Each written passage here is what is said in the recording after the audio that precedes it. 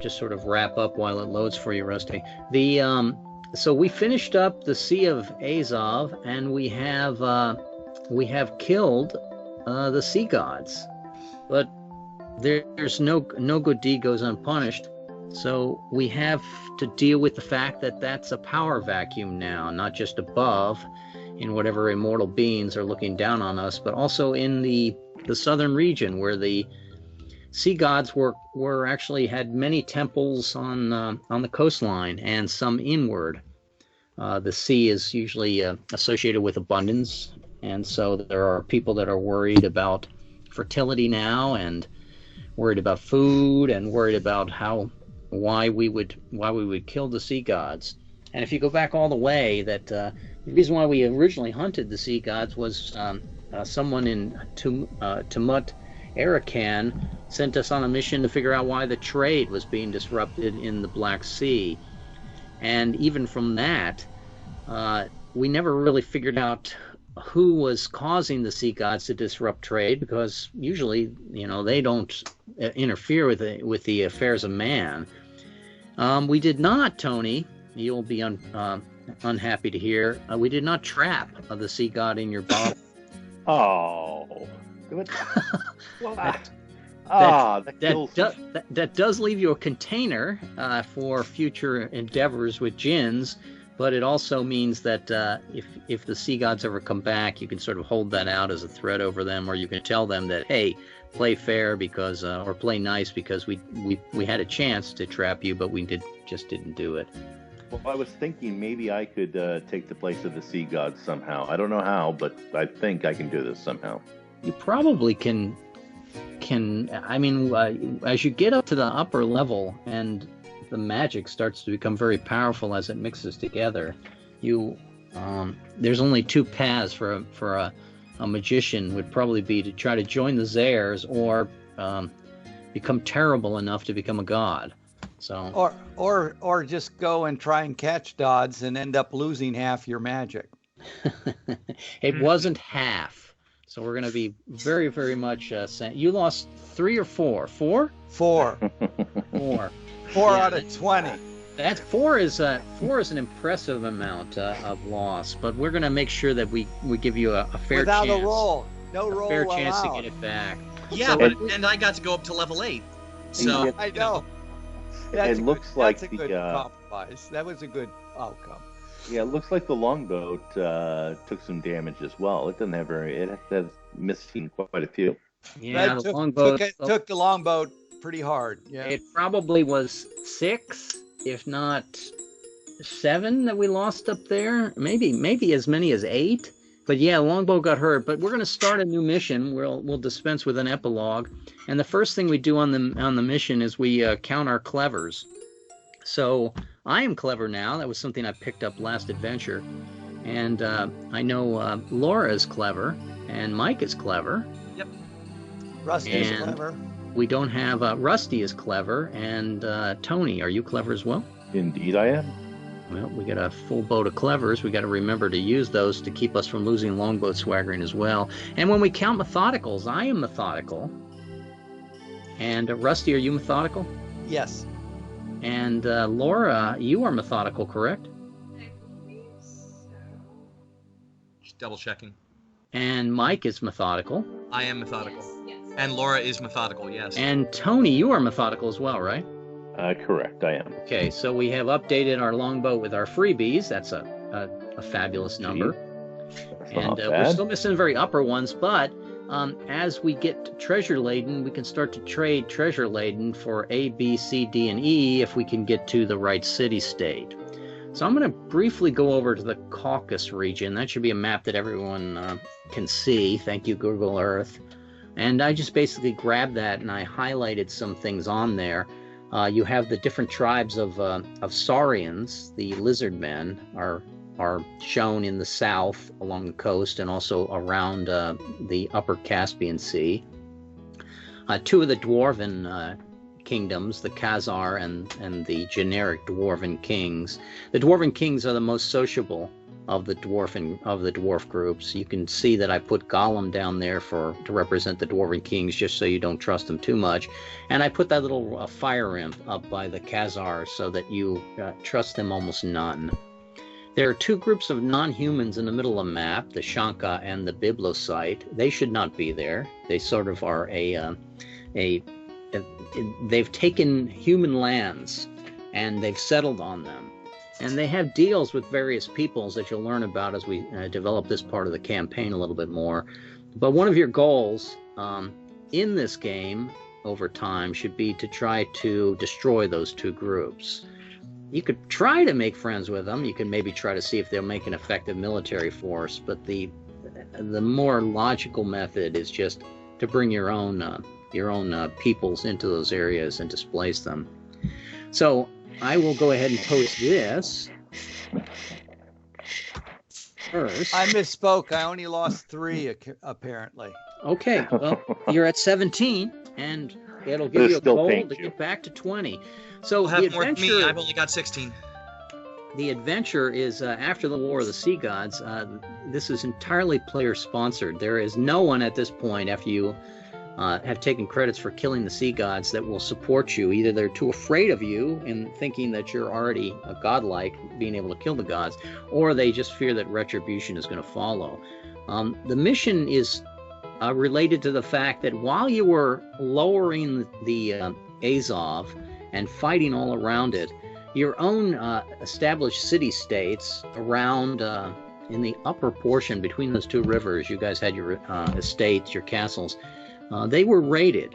And the group that raided them, if I can get that put up, is called the Dui Claudi, and which roughly translates the Cripples. Now the Cripples have come into one of your villages, and as a reminder that don't overstep your authority, barbarians, just stay in your boat and enjoy your lives. They have taken one of your villages and they've chopped off the feet of all the people there. And one of they're a notorious group for just their barbarity. If this was D&D, we would know that we want to get rid of those chaos people. And they are hired by someone on the map. Did they come from Sarkel or did they come from Barda? And you'll have to figure that out over time as well. Now the main mission is pretty straightforward. You guys are going to return home and find this destruction, and the people there think that they were attacked by lizardmen, so they want the lizardmen punished for this. You know that it's not the lizardmen, it's men adopting illusionary forms or transformed soldiers that look like lizardmen, but you want to convince the populace of that. And your goal is to add stability to this whole area. You want to unite the villages and tribesmen following the death of the sea god. Those monsters were actually worshipped, they are now gone, and there is a power vacuum. So if you do not choose to accept this region or this mission as a global thing, you can probably have to start over with your estates, because if this group can come in there without any punishment and just attack one of your villages, they won't stop there. Let's see what else we got here. Now, you were advised by your counselors. I don't think of anyone. At this point in your estates, I think you got foundations and walls, but you don't really have the retinue to learn this outright. But maybe one of the past guys who supported you probably somebody out of your friends list, said that the basic people and the nobles of this region respect 5 things, 5 virtues. They respect people who are lawmakers, that are mercantile, that protect the innocent, that show a reverence, and are wise beyond their years. So, in the course of play, you will be trying to demonstrate through your actions that you protect the innocent, that you're wise beyond your years, that you're lawmakers, that you have a mercantile bent, and that you have some sort of reverence. And as a secondary goal, especially for Mike, since his character is more of a clerical nature, we need to elevate something to replace the sea gods. Now, it can be the pantheon of the Norse tradition, which all of you grow up with. It could be the Greek gods that are still worshipped at least in name, in Constantinople, the capital where the emperor still lives. Or you can find that some of the locals worship their own little minor house deities or just demons, and you can adapt those to your own wishes. Or you can even take somebody in your own group, like Mike, and turn him into a demigod into the area. Do you have A for magic, Mike? I have A for magic. I do have A for magic. So he's on his way to that anyway. Mike, you also have that. Yeah, you also have 6 traits. Is that correct, Mike? I do not have energetic. Okay, then you're still safe. If anyone has 6 traits, and I don't think I have a guy with 6 traits, I'm playing. I do. Rusty. So if Rusty receives a 7th trait, that gives him, like Hercules, a place on Mount Olympus, and he's just going to disappear from the game from us. And Mike is putting. I have an alternate character ready. Cool. I'm I hoping put it that in I the chat actually as have. a joke, but if we were going to try and elevate anybody, I honestly would try and elevate Ungmar. He is the controller of the tide clock. But he is also just, if anything, he's just a servant of that clock. He does not really control much, if anything. Glitnir, Well, that doesn't mean you could always bring try and Glitnir elevate into the Ungmar, picture but- as a iron, a principle of iron and metal. But that's not going to be solved probably today. If it is, I'd be very surprised. But the players are directed to the Caucasus map. You can see that right there. It has the major city-states. There are 2 non-human settlements. They need to be investigated, but they cannot be destroyed fully without first raising an army, and that's probably not going to happen this week. Likewise, the Dwarven kingdoms first require the players find some sort of emissary to introduce you to whatever would amount toward leadership among those 2 groups, and you do not know how to reach them. Picking up a spade and digging, you won't get there in any lifetime. You mean there are intrigues. Go ahead, Tony. Sorry, you mean the dwarves? We picked up a spade and dug, we wouldn't be able to get to the dwarves? Yes. Gotcha. Okay. Yeah. That was just a joke. And it landed with a big thud. The intrigues of the city-states, I believe there's 9 of them. Let me count. 1, 2, 3, 4, 5, 6, 7, 8, 9. Yes, there are 9. Now, the Lost Citadel, is nothing but illusions. It's also flickering in and out of time periods. So there's nothing you need to do in the Lost Citadel. You've already visited it. If you visit it again, or if I direct you there through something on the map, we're going to just resurrect that climax map, and you'll go back through it. And that's where you found the glyphs that pointed you to that treasure that ended up being left behind. And finally, the locals around your own castles are saying that they want the lizardmen punished. Now we're going to, in the true tradition of online role-playing games, it's a sandbox is the popular term. You are in Tmutarakan, and you get to decide where you're going and why. Before we sandbox, just a quick note. If you guys did not see it on the Space Gamer Forum, Red put up a new Outlands table that may come into play tonight. It has been added to the Cutlass tool, so if you just hit F9 and refresh your Q&Ds, and you'll have that and the couple of missing Area 10 tables.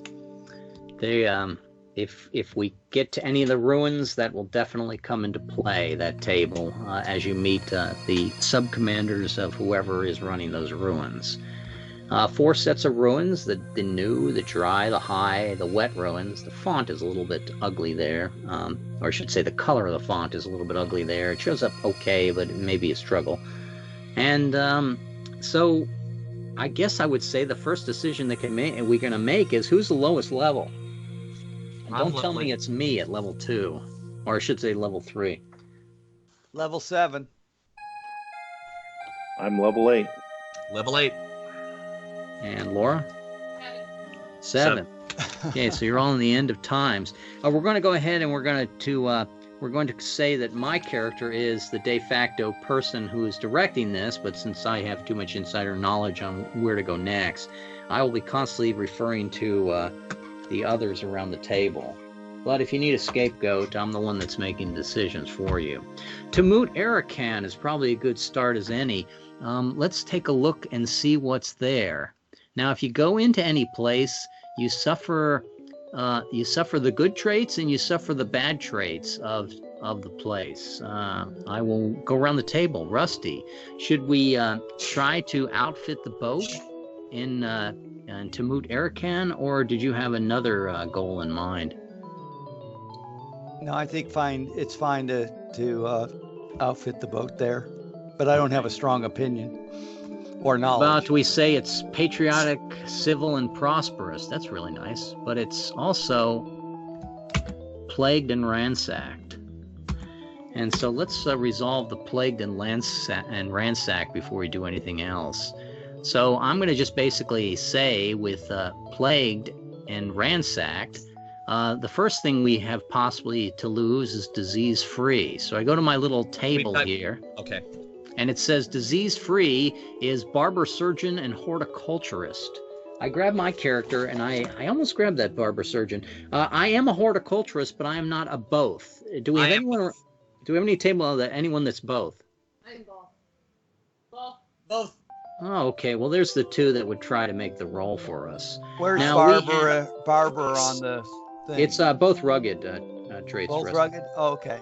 All right. Oh, I see it. Okay. Yeah, I'm just a horticulturist. 12, 13, 14. There are 14 traits. 14 traits is a nearly impossible roll for anyone who has 2. At Laura at level 7, that's a roll of a 14. Mike at level 8, that's a roll of a 12. Should we start with Mike? Mike, did you want to make that roll to save our disease free, or did you want to just head out to sea with possibly a plague aboard? I'll burn a make roll. Okay, Mike has saved us from disease free. Before we do that next time, we'll let Laura just try to make the roll as a 14. And the second thing, since it'll be the same roll again, is the fact that we're dealing with ransacked. Now, because the area is ransacked, I look at my little table here, and it says ransacked. We possibly could lose treasure laden, but we have no treasure at this point, so there's no exorbitant fees for adding the docks. And Rusty, I will allow you to use magic to help us restore our arcane sentinel to the boat. Okay, what do I need to roll? Well, the choice is yours. You can either make an ordinary roll. You're level 7, correct? Yes. You can make an ordinary roll of a 4 to restore that, or you can make a difficult roll and maybe pick up one of those 3 swagger that you're missing. Which are they, by the way? Necromancy, Voltaic, and Paralysis. Okay. Paralysis would be hard to justify, but Voltaic, you certainly could add a storm influence as our arcane sentinel, some sort of water. And so what am I rolling for at the difficult at level 7? It's at difficulty is only a 7 on 2 dice to pick up. I'll do that. Voltaic. Okay, give me a 7 on 2 dice to pick it up, and boom. Rusty has restored our arcane sentinel. He has some sort of persona of electricity and lightning, which is fine. The last one perished on us. I think it was even connected to the tide clock guy at one time. So, and we've entered the Tmutarakan, and the other thing we can know about Tmutarakan is the fact that I believe it is one of the 4 places. Yes, it is. It is one of the 4 places that we have to convince to start paying taxes to us, to swear fealty to us if we're going to stabilize the region of the Caucasus. And the best way to do that is by dealing with the person who is in charge of it, Lord August. And Lord August says that there's 2 things that Lord August has as problems. First, he needs a sheriff. If you make it a player character, that player character is not going to continue on this mission. He's then going to become the sheriff of Tmutarakan. It's not a bad way to end your life, but so he needs a sheriff. Did I spell that correct? 1 F, it's 1 R and 2 F's. Let's do it again. How about that? He needs a sheriff. And the other thing that he would like us to do is to figure out a way to get rid of this plague. Any ideas, folks?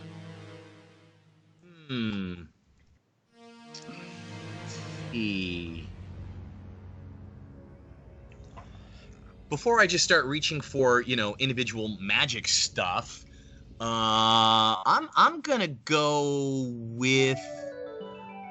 look at my engineer and sapper skill, because I think the battle with the sea gods might have tainted the local water, and we might need to, drill some new wells or find some new fresh water sources. You're level 8, correct? Yep. Give me a roll of 5 on 2 dice, please. Nope. Very impressive. Hey, Yeah. the occult scholar is trying to do engineering. This is out of my Yeah, it's that's true. creative. It was creative. He's saying the water is perfectly fine to drink, as he sort of coughs a little bit after consuming it. Do I have any other ideas around the table on how to I eliminate the have plague? Apothecary making a cure for the disease. It's going to be a little bit more difficult than that, but give me a roll of a 7 to start, Rusty. 2 dice. Nope. I'm like Woof. You guys are saying, Wow. hey, that disease is just part of the people, They're just born diseased. it's genetic, obviously. That's the barber of the city is a man named Turid, and the barber basically is glad that you guys have come to the conclusion that the disease cannot be cured, because he has been savagely treated, because he has been unable to cure the disease itself. But if you guys, the god killers, are saying that it must be some divine curse, that it's not anything that mortals could handle, then you've not made an enemy of him, nor have you discovered that he may even be behind the curse or behind the plague. I'm in Tmutarakan with our longboat, and I am going to ask Laura, if you wanted to go anywhere on the map, even if you don't have a reason, where would you want to go? And then we're going to flip cards to get there.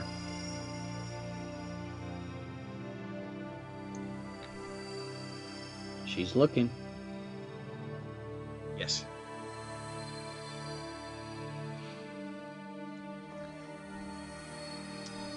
Let's remember our 5 virtues.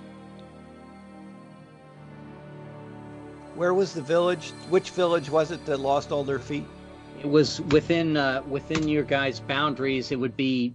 Is it on the map? No, we'd have to Okay. zero down. But the location is just to the. Well, it's not just. It's probably. I don't even know what the scale is here. Probably 50 miles, 100 miles, 200 miles. It's between 50 and 100 miles southwest of the Shanka Gorge, where you guys have all of your estates. If you go over to the campaign map, Rusty, the bigger campaign map, you can see where you guys have put down DCAH, all those, and I believe that's a Frontier Legion garrison that's close by. Okay. And right between the rivers, where the rivers meet, you can start to see where we had our estates. Okay.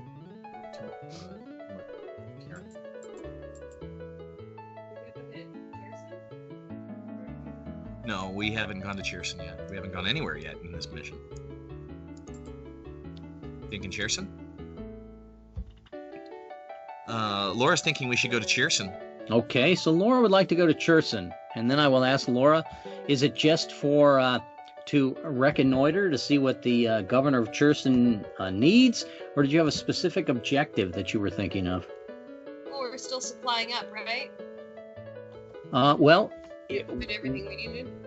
yeah, we have abundant stores. We don't have treasure now, but if we were to acquire treasure by raiding Tmutarakan, it probably would be a bad thing for us in the long run. Yeah. We could sack Cherson while we're there, although I wouldn't recommend it. They probably would. Probably don't want to sack any of the cities. Is there anything that's in Tmutarakan that Cherson needs that we can maybe pick up some mercantile?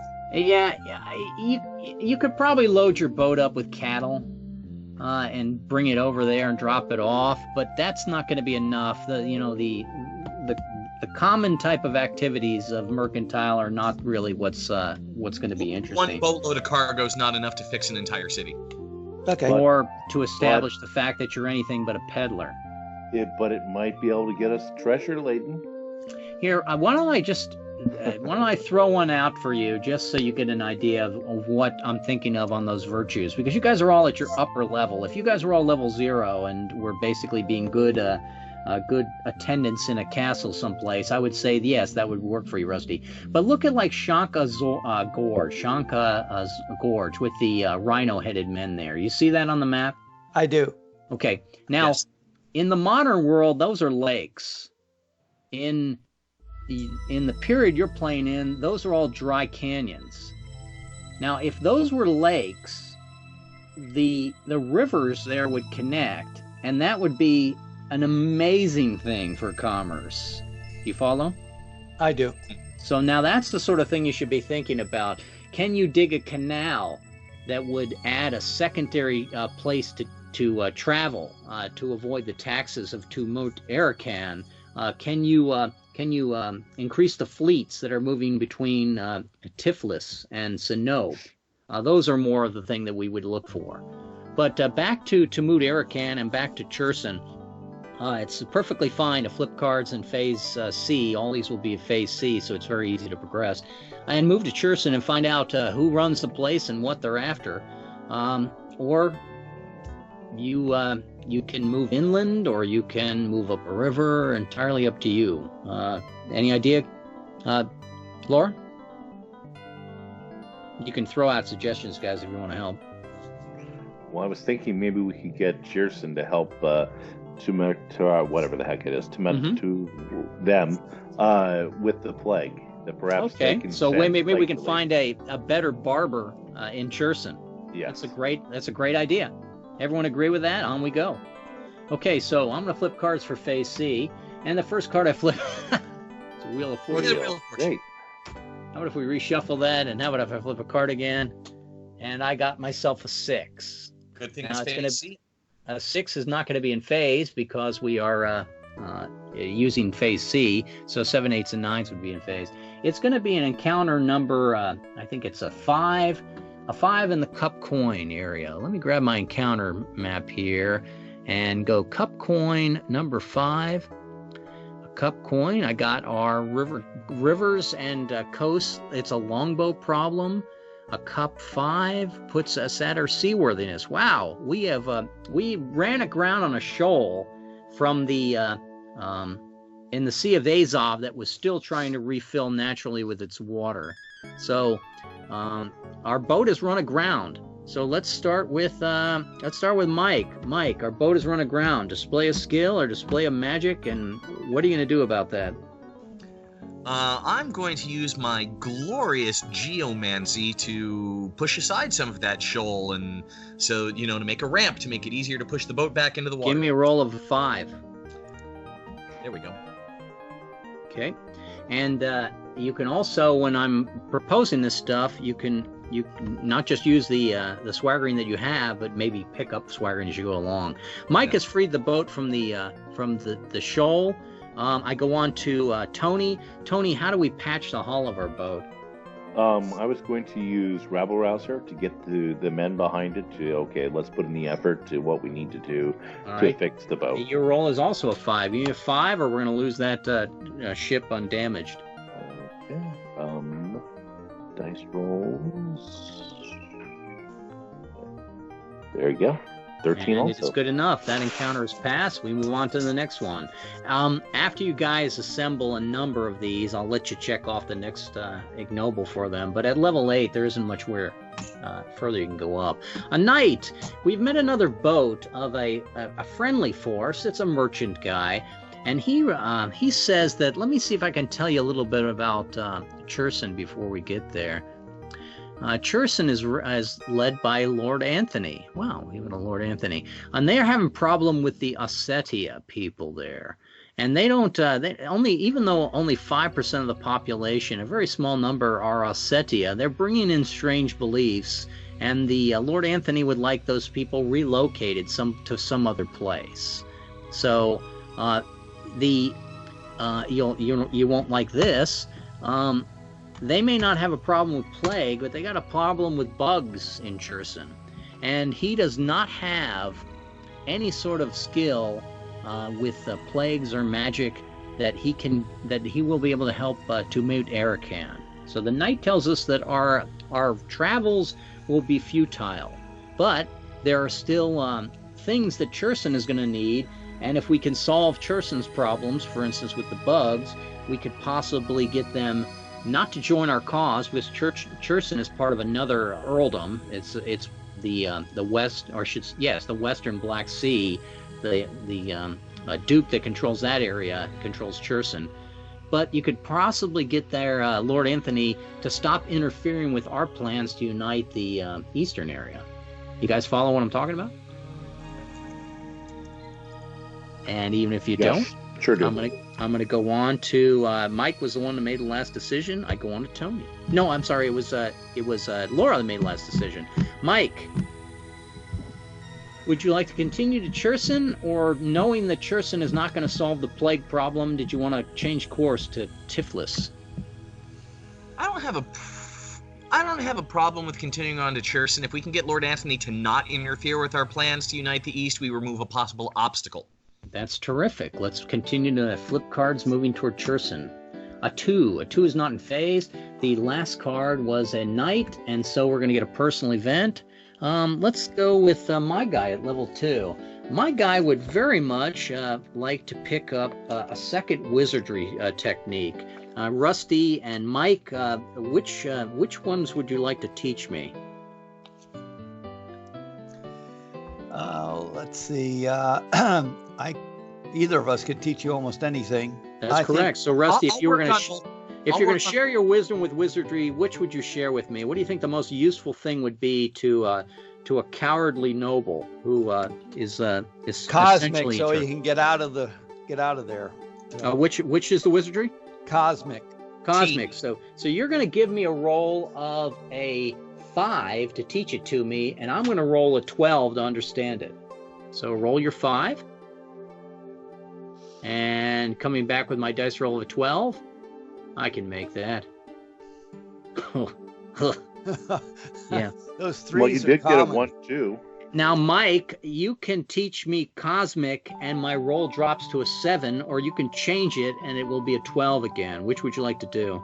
I will stick with Cosmic to give you the easier roll, although I was going to go with Spirit Guide because, you need somebody to give you advice on how to not be a coward. And forgive me, Rusty, your roll was a 4. And Mike, your roll is a 3 in order to teach me successfully. Anything but Snake Eyes. Oh, look at that. Cosmic. You're an excellent teacher. I need a 7 to pick up Cosmic. And I will credit you both on that. But I picked up Cosmic. At my level, just 1 swaggering is not enough to check crafty deeds, but I'm on my way. And I move on to the next encounter. Next encounter, I flip a queen. A queen would be us, our patron. We find out some further information about Cherson that we're heading there. And not only does this guy have a problem with the Ossetia, that he would like those people relocated, he is missing... I'm looking, and okay. He actually is not missing anyone. I thought he was missing part of his staff, but he's very happy with his staff. But he would like if he could, if somebody could figure out how to deal with this pestilence problem, insects that seem to be non-native to the area, and they are probably caused by one of these 2 people, and one of them is going to appear incredibly obvious. So hopefully it'll. One of these 2 people is behind the fact that the roaches and the biting insects are rising in Cherson, and they should not be doing so. I'll let you stew on that as I flip the next card for encounters. How about a 5? Now that last card was a queen, and it's followed by a 5, so we have another personal event. I'll move around the table. Rusty, you have 2 or 3 magic that you were looking to pick back up. 2 now. I already picked up 1. So you are looking to get paralysis, and you are looking to get a necromancy. Necromancy. Well, necromancy in this area seems to be pretty prevalent.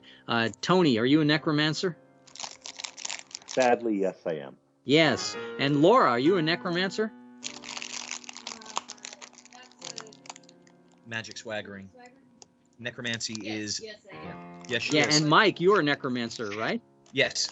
I am not a necromancer. The only thing that could sway it would be if I was something else that everyone else was, but the only one I have is pyrotechnics and cosmic, and Rusty already has both of those. So necromancy. So collectively, we're going to try to get Rusty necromancy.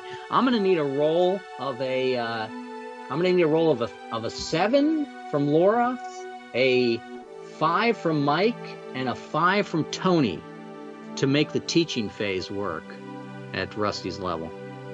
I got it from Mike. There you Got go. it from Tony. Not from Laura. Laura's can go do a 7. No. Laura rolled a 3. Oh. And Laura, Yeah, unfortunately, was unable to collaborate with you guys to come up with a proper plan to teach necromancy. Now, Rusty, you still have a chance here, and you can blow a make roll if you want. Instead of a roll of a 9 to pick it up, I would say it's a roll of a 14 to pick I'll up blow a necromancy. mic roll. Okay, there you go. We got a make roll done. And I move on. I'll restore your make rolls every time we start a session, if we continue with this next week or come back to it in 3 weeks. And I move on to the next encounter. We've already had 2 personal events. Another queen. Double queen will end our travels to Cherson. Now, there are 2 people, the vizier, who is a highly magical man, and the dockmaster, who is a highly mercantile man.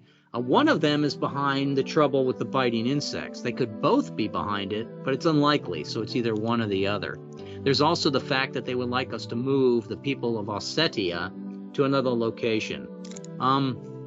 Okay, 2 problems. Let's deal with the first one. I don't want to force it on you, but we're on to Tony, I think, because Mike made the last decision.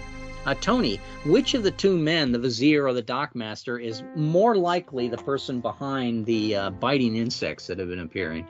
I would say it's most likely a plague brought on by the vizier. I would probably say that you're right about that. Now, he could either be doing this in ignorance or he could be doing it maliciously. So it's a 50-50 guess on your part. Do you think this man is maliciously causing this problem, or do you think he's just innocently doing it as a mishap? And before you answer, you can actually talk to other people in the city and get a handle on it if you want to try, instead of just making a guess on it. Well, he's a highly magical man. It doesn't seem like it'd be a mishap. But let's ask the dockmaster. Maybe he can give us a little bit of information on it. Okay, the dockmaster is going to just malign this guy left, right, and center. And you even give me a roll of, in your case, it's going to be a 3. 2 dice for a 3, Tony, and you realize that this guy is he's not gonna be a good source. The good source would probably be, for instance, like the man's tailor. Valet Louis is actually a loyalist to Lord Anthony. The other 2 are antagonists, but only one of them is causing the problem. If you need to properly schmooze Valet Louis, and he can tell you whether the vizier is maliciously or unintentionally causing this problem. How do you do that?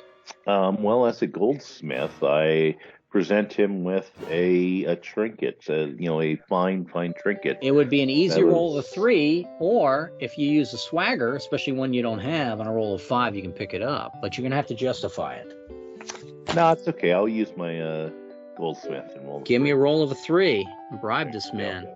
And he says that the vizier has always been a troublemaker. We think he may even be Ossetian. So are we going to attack the vizier and try to kill him, or arrest him, I should say? Or did you want to just report him to Lord Anthony and have him deal with his own problem with the insects? I am amused. This blows my theory. My theory was that the plague was the vizier trying to affect only the Ossetians, and he mixed his role. Perhaps, but no, he actually is an Ossetian. And the Ossetians, for what it's worth, are that language is actually spoken by the Saurians, because the Ossetians are located all around Barda, and the lizardmen pick that up as a language because they think all humans are stupid and speak the same language. Why don't we promise the Ossetians through the vizier that we will let them resettle into one of our eastern lands? That'd be good. Hold that thought, though, Rusty, because we have a vizier now who is causing biting insects. But if he agrees to stop the insects, we'll let him resettle. Oh, okay. So you're talking about the vizier himself will resettle with his people in one of Yes. the areas. We're going to It- name it- that area. Rusty, since you brought it up, you see where the rivers converge south by southwest of Shanka Gorge in that Yes. little tiny area. Why don't we name that something? Okay. Rostov. Rostov. Good name. Given that's where Rostov is. Oh, I hate that when it does that to me. That's me trying to use a pencil, a pen, a blue pen. I wrote a blue pen here. And we're going to say this whole area here is, and it is close to Rostov. You guys are essentially then constructing the city of Rostov by this whole campaign. That would be good. Solves multiple problems for Cherson. Now Rusty, how would you convince this guy to allow you to move the people of Ossetia, a total of 240 people? How would you convince him and his 240 different extended family to move to Rostov? You may use magic. You may try to use magic. I can use my cosmic again to make to forego them having to go overland. I could just teleport them through a magic tunnel directly there to save them the long trip. The vizier would love that, but the common people would be afraid of the magic unless you mask it somehow. So not only would you have to use your cosmic, you would have to add something. I have illusion too. Okay, you can add an illusion to it and basically make it think that all they need to do is board the boat. And what's thought? Oh, and thought control, of course, so that they don't remember.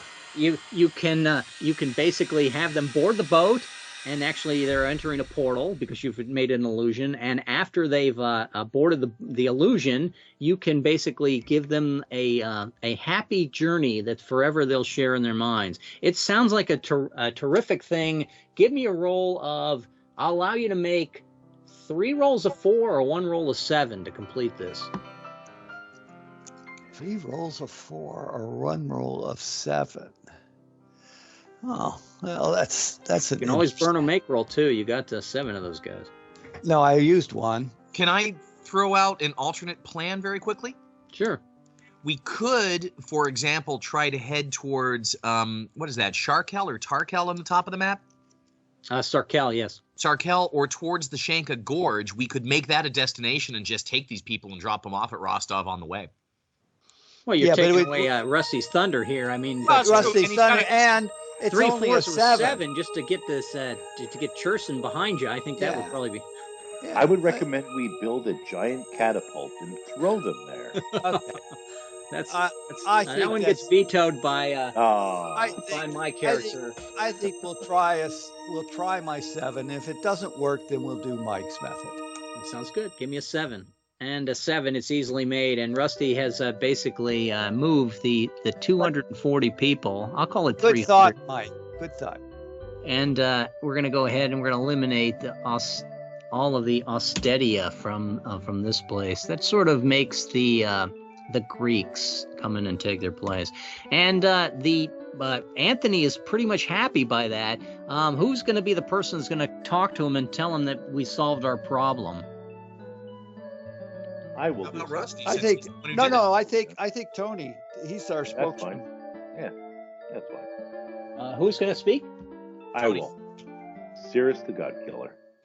Cirrus the God Killer goes in absolutely as impressive. Cirrus the God Killer talks to his counterpart, Lord Anthony, and says we've taken the guy away. At your level, it's only a roll of a 3, anything but snake eyes, Tony, and the guy is elated by this. Just trying to make it close. Yeah. And you also then have, if not an ally, we'll call him a friend of Lord Anthony. Could I call that a trust? I call that a trust. As in, well, because we have when we created the characters using the little the interesting backstory, I ended up with a whole bunch of trust. I have a secret love of Luke Associate, Frontier Lord, Story in Chief, etc. I could use Lord Anthony as a trust. Are you trying to check in ignoble, or are you trying to gain something for your estates there? Yeah, I'm going to try eventually to work these in here, to work in all these trusts. So, yeah, and I'm confused for just a moment. What was the basis of the trust? Was that something that you invented for the game, or something I told you and forgot? Or that was in the background tables. Oh. So you have the trust of whom? Oh, gotta have all sorts of different ones. But I have the trust for the Thunder Giants, the Brother in Arms, Saurian Chief, Frontier Lords, etc. You may pick up a trust among, at your choice, either the nobility or a trust among this group of the Ossetia, which would be the gypsy folk. Okay, I'll take it among the nobility. Okay. You don't want the trust of the gypsy folk. What are you turning down the more roleplay aspect one and taking the more practical one? Yeah. We have essentially made Cherson a much better place by eliminating its bug problem. We have moved a man. Let's get his name. Ulf, Vizier Ulf. Now he was an antagonist in Cherson. Who knows what he'll be in Rostov? A great leader. Well, a great vassal, because you guys are going to be the leaders of this place. And we have. Where are we going to go to next? I go to Rusty from Cherson. What we have essentially. Can I grab crafty deeds? You may. Thank you. We can. I don't want to sort of mutilate the map here, but how about if I take a little green line and just sort of, put a dot on Cherson there? Does that help us remember the fact that that place is now happy about us? Yeah. Yeah, that works. I think we should go up to Kiev. Kiev. Okay. We've been to Kiev many times, just by the way. As we go to Kiev. Well, it's the pink thing, though. It is, and it is not within our realm. You can visit Kiev. Let me see if we remember anything about Kiev. We originally, one of our first character missions was we lit off smoke bombs in Kiev, and we caused gargoyles to appear in that city. I know Laura picked her estates just south of it, but let me go to Kiev real quick and see if there's anything. Kiev, the city-state, is well known to the players. It's really only added as reference so that you don't get lost when you go back and forth between the campaign maps. So you start to think about Kiev, and then you say to yourself, there's no reason to go to Kiev. Okay, so let's go to, Tiflis. Okay. Now, do you just want to play it out? Or did you want to specifically talk in Cherson about Tiflis before we go there? How do you want to play this? What's happening in Tiflis, Cherson? Okay, let me get a general idea of what they would say there. Well, they would say that they have problems with the fact that the dwarven kings in the south have been corrupting some of their ministers. So if we go to Tiflis, one of the things that the Lord there, Lady Marina of Tiflis, will want is the fact that she's going to want the dwarven influence to be purged from her city. Now, Tiflis is one of the 4 city-states that we need to bring into vassal state status under us in order to control the region. Okay, and I assume Barda, Iltil, and what's the 4th one that we have to bring in? Tmutarakan, which would be traditionally the capital of this area before the Duke who used to run it disappeared. Okay. Does Tiflis have any possible cures for the plague? We won't know unless you want to use... I'm asking the people in Cherson. Yeah, the people in Cherson, the Lord Anthony will not know enough about Tiflis to help you with that. If you give me a roll of 4, you can use psionics to see if they have somebody there. And they say that Tiflis has basically a fine smith and mason established, but they're not known for their healing. Okay, well, we'll keep working on that. Let's still go to Tiflis. Okay, off we go to Tiflis. I'm going to flip cards for the next phase. And a 3. A 3 is not in phase, but we got a queen and a 3. That's going to be another personal event. I'll go over to Mike. Mike, what magic do you not have? Mike just ran off to the bathroom real quick. Okay, I'm gonna we'll go back to Mike. I'm gonna use Tony. Tony, of the 4 types of personal swaggering, or 5 if you want to consider the boat, what would you try to improve in yourself? I would try to improve my A general area, not specifics, like a personal blade mount. Yeah, or wizard. I would try to improve my mount. Mount. Okay, I have 7 mount. Does anyone else have a winged mount? Do you have a winged mount yet, Tony? I do. He is what's it called, gloriously winged. Do you have an Imperium mount yet? I do have an Imperium mount. Wow, you might beat me. How many mount swaggering do you have? I have 10. You've 10. Yes. Is your mount beautiful? It's beautiful. It is not beautiful. No, it it's is not beautiful. I'm gonna put I would love a beautiful mount. Oh, you would love a beautiful mount. Yes. It's just a matter of grooming. Do we have any farrier breeder in the group? Yes. Yes. Okay, we have several farrier breeders in the group. That's going to help.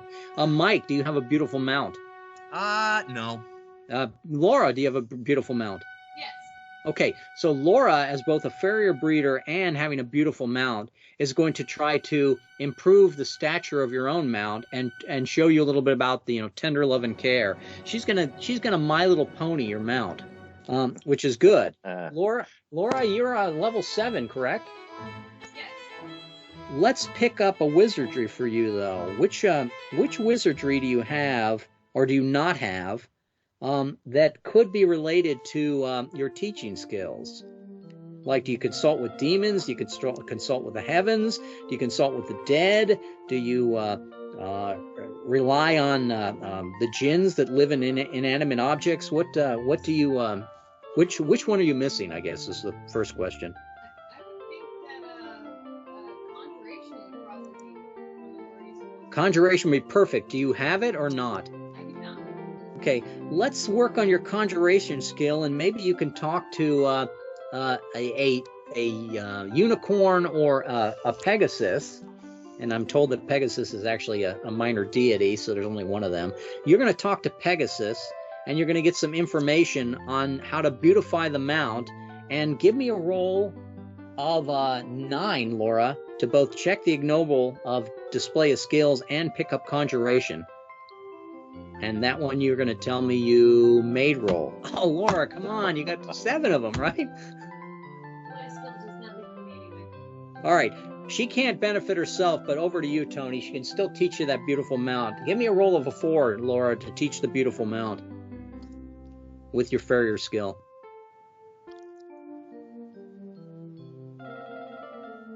Dice did not show for me. Did they show for everyone else? Did you No. just roll 7? Not for Laura. Wait, Tony to roll. I thought No, we were- we're waiting it's you. for. He wants you to roll a 4. 2 dice for a 4, Laura. Oh, okay. I thought Tony was supposed to roll. Okay. Yeah, he will eventually roll, but you have to make sure that you can teach properly. You might be angry at the fact that your Maybe 9. conjuration and fought. And then back at you, Tony. We said it's a roll. You're at level 8, correct? Indeed, I am. Oh, it's just a 5. Give me 2 dice for a 5, and you pick up a beautiful mount there. I do. I have And a the next beautiful mount. the next personal event we're going to give to Mike. And I go on. We have got a 3. And I flip a coin, and I got an ace, a 3 and an ace. I got a rod followed by a coin. I got a rod coin on the seas. Let me see if I can find out what a rod coin is. Yes. Going back to beginning here. I'm like Rusty. I got too many different things up. Rod coins. Rod coins are misadventure as we move across toward Tiflis. And the misadventure Is that like a bane? Well, yes. I love yes, banes. It's a form of vein. Heat and thirst. As we cross this area, we run short of water and casks of water. We'll let Laura make this decision. Laura, did you want to go to shore and the next encounter will be on the land as we search for water, or did you want to tough it out because we're very close to Tiflis? Does anyone need an encounter on Oh, I need anything, but that's Anything, just me. the land's fine. Toughening it out is dangerous. Yeah. But Right. so is land. So Here comes, so is land. Yeah, I think Conrad would advise it's not going to make a difference. It's going to be different types of encounter. We haven't had combat yet, so let's see if we can get one here. And I got a knave, that inverted. So let's bring those guys in that like to chop people's feet off. We love them, right? All right. We have the Dui Talk about this. Claudi. And let's give us a target number. You guys are pretty high here. So I'm going to give us 12 lackeys. And I'm going to give us 4 enchanted. And that'll give us a defensive modifier of -3. All right, so we got 12 lackeys, 4 enchanted, defensive modifier of -3. And I start with Mike. Mike, did you want to calculate it, or did you want to brash or magical on this? I will go ahead and go magical. Okay, you got 12 lackeys. You could probably take out 12 lackeys, couldn't you? Probably. Okay, magical. Let me flip a card for you. Yeah, how about a 9 of Cups Bane? Oh, that's fun. What were you expecting, man? You should have done calculated. You don't flip a card for that. Yeah, but, I'm thinking that I might be able to pick up another swaggering technique. Magical 9 Bane Cups. Racked by nightmarish thoughts, which are better forgotten. You beg for amnesia. Fail result. Oh, this is bad. Fail roll and result is catastrophic. The character is stunted magically. With failure, select half a d8 wizardry techniques and remove them permanently from the character. Ooh, that's an ugly card. Not typically magic already understood, so that would eliminate the 4 that I don't know. If this action takes place on the water, which it does, a failed roll also results in the loss of longboat charted path. Regardless, enemies now. No, I thought we're on the land now. Oh, we are? Yeah, we're on the land now, Mike. We're on the Remember, we land. went ashore because we were looking for water. Regardless, Right into enemies, these guys that were following us. Regardless, enemy is now enraged. Thanks, Mike. That would be defensive modifier then that became -5. Great. Difficulty 6. Advantage Mount Ominous S. I do not have an ominous mount. I'm just going to blow a make roll. Do you have a? You're going to blow the make roll because you want to pick up Mount Ominous. So you could also cover it with S Cosmic, which I know you have, right? Yeah, but I don't want to. I'd rather just blow the make roll so you don't lose the magic by a really unlucky roll and pick up Mount Ominous. Yeah. Okay. We go on to Tony. There are 12 lackeys that need to be killed. Those could probably easily be killed by the right calculated method. Or there's the 4 enchanted guys. Then I will use my speed and guile to try to kill those 4. Okay. No, those 12. Sorry, the 12. So we go to the speed and guile, and that's an R, correct? Correct. Yep. And I go down to R, and I ask you the basic questions of do you have Blade Gladiatorial, Mount Fleet, and Longbow and Human Watchdogs? We have the Longbow. Okay, I would say yes to Gladiatorial, yes to Fleet as well. Okay, so you're at +3 from having the complementary skills. How many of your personal swaggering do you have? I have 11 personal. 11. That gives you +3 or +2? +3. +3, so we're +6. 2 dice +6, but we're -5 now because of the enrage caused by Mike. Thanks, Mike. Mike. Did you want to roll this at +1, or did you want to use your methodical and cancel that -5? You know what? I'm going to. You at level 5 may gain catbird seed benefits at the start of one battle. Okay. So I'm going to do this. I'm going to gain the catbird seed. So you're at +4. Give me 2 dice +4 on calculated R. 11 +4. So 15. A 15 or better is you're going to dispatch a D8 opponents. So go ahead. Or one large. You can kill one of the 4 enchanted if you wish. Half a D8. It's half a D8. Forgive me. Yes, Mike. Thank you. Drat. Okay. There you go. Oh, shit. All right, there you go. There's your 1. There's 11 lackeys, and it comes over to me, and I would probably, let me think. The longboat is really effective right now, but do you want me to risk losing any of it? Tony, I'll let you make that decision for me. I would say you want to try to pick up some swaggering techniques. I want to pick up swaggering techniques. Of course, I would like to pick up swaggering techniques. How about if I go to a brash and flip a card for it? And I got a 5 of coins Bane. 5 of coins Bane. Mike, if you'd like to Bane me up there. I'm sorry, what were you doing there? Brash? Yes. Yeah, I was checking. And 5 of coins Bane. It says capitalize on your victim's apprehension and call for him to surrender to you as the superior of arms. You've perhaps misread his drooling mania as abject fear. Success and all players must select a regular as a method next round. Sorry, guys. But perhaps you gain swaggering. Fail and knocked unconscious. Well, I've been there before. If the adversary is heinous, it is not. Mount talking, difficulty 6. Difficulty of 6? That's extremely makeable. Mount talking. It's 6 minus 5, right? So 11. I mean, It 6, is. 11. Yeah, it's an 11. Okay. It's an All right. 11. I am not Mount talking P. I could cover with the boat's P and roll 3 dice for an 11. 3 dice for an 11, but it actually says success and all players must select a regular next round. It's fail and knocked unconscious. You want me to fail this roll, Rusty? Yeah, correct. We want you to fail this. Yeah, you want me to fail this roll. Oh. Yeah, you want me out of the battle and not effective. I'm going to just have to roll 2 dice to make an 11 then. And I apologize if I actually make it. And I did not. My character perfectly followed his orders, and I stepped right into the blow that knocked me unconscious. I go over to Rusty. What would you like to do? Let's see.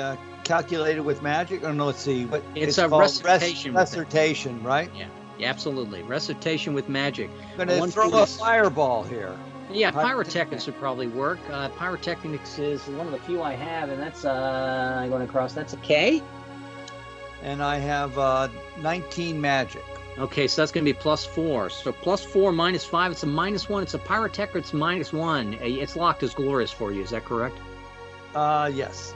Okay. So let's see. -1 as I use my which trait to get rid of their methodical. Methodical. Maybe I should just roll magic. So I would probably just risk it and roll it and roll. Period. I mean, Okay. it's 2 dice -1. 2 dice -1 is not going to win it for you. No, it's not going to. I'm not going to get into the 15s. Yeah, not until we get the Fury Pip or a few other things. Okay, here comes a magical card for you, or did you want to? Let's do the magical card. Okay, how about a 3 of Cups Bane? I love Banes.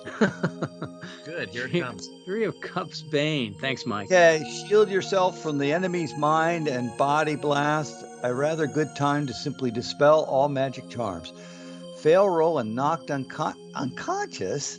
If this action occurs in the underworld, let's see. A fail in any other player, Wizardry Psionics loses his powers. Select from your lowest level, difficulty 7, advantage, Wizardry Psionics, which I have. So you can 3 roll dice. 12. 3 dice for 12. Right? 3 dice for 12, or you're knocked unconscious. But roll twice, right? He does roll twice. That is correct. And I made it the first. He made it the first time, so he's not knocked unconscious. He doesn't pick up a Wizardry Psionics because he already has it. He would not lock it as glorious. I go on to Laura. Laura, what would you like to do?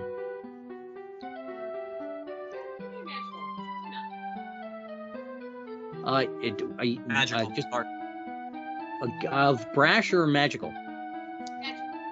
Here it comes. 10 of rods. Not a Bane. Turn someone inside out. Success in dispatch one opponent. You can flourish once adversary's difficulty increases by 3. Player, if any adversary is great, player must change his method next turn. Difficulty 13. So 18. All right, so if you want to hit one of the 4 enchanters with this, it would probably be a -5 for the defensive modifier, and then 3 more is -8. It's going to be a ridiculously high roll to turn somebody. But if you want to just hit one of the lackeys, it's not as bad. It's still pretty bad, but not as bad. 19. Yeah, I could make a roll and lock Cosmic as glorious, right? If you make this roll, you could lock Cosmic as glorious. That is absolutely correct. Yeah, let's do that. Okay, there are only 3 enchanters left as you turn one inside out. You mean person. That guy's not going to recover from that. You know that, right? All right, I go on to Mike. What would you like to do, Mike?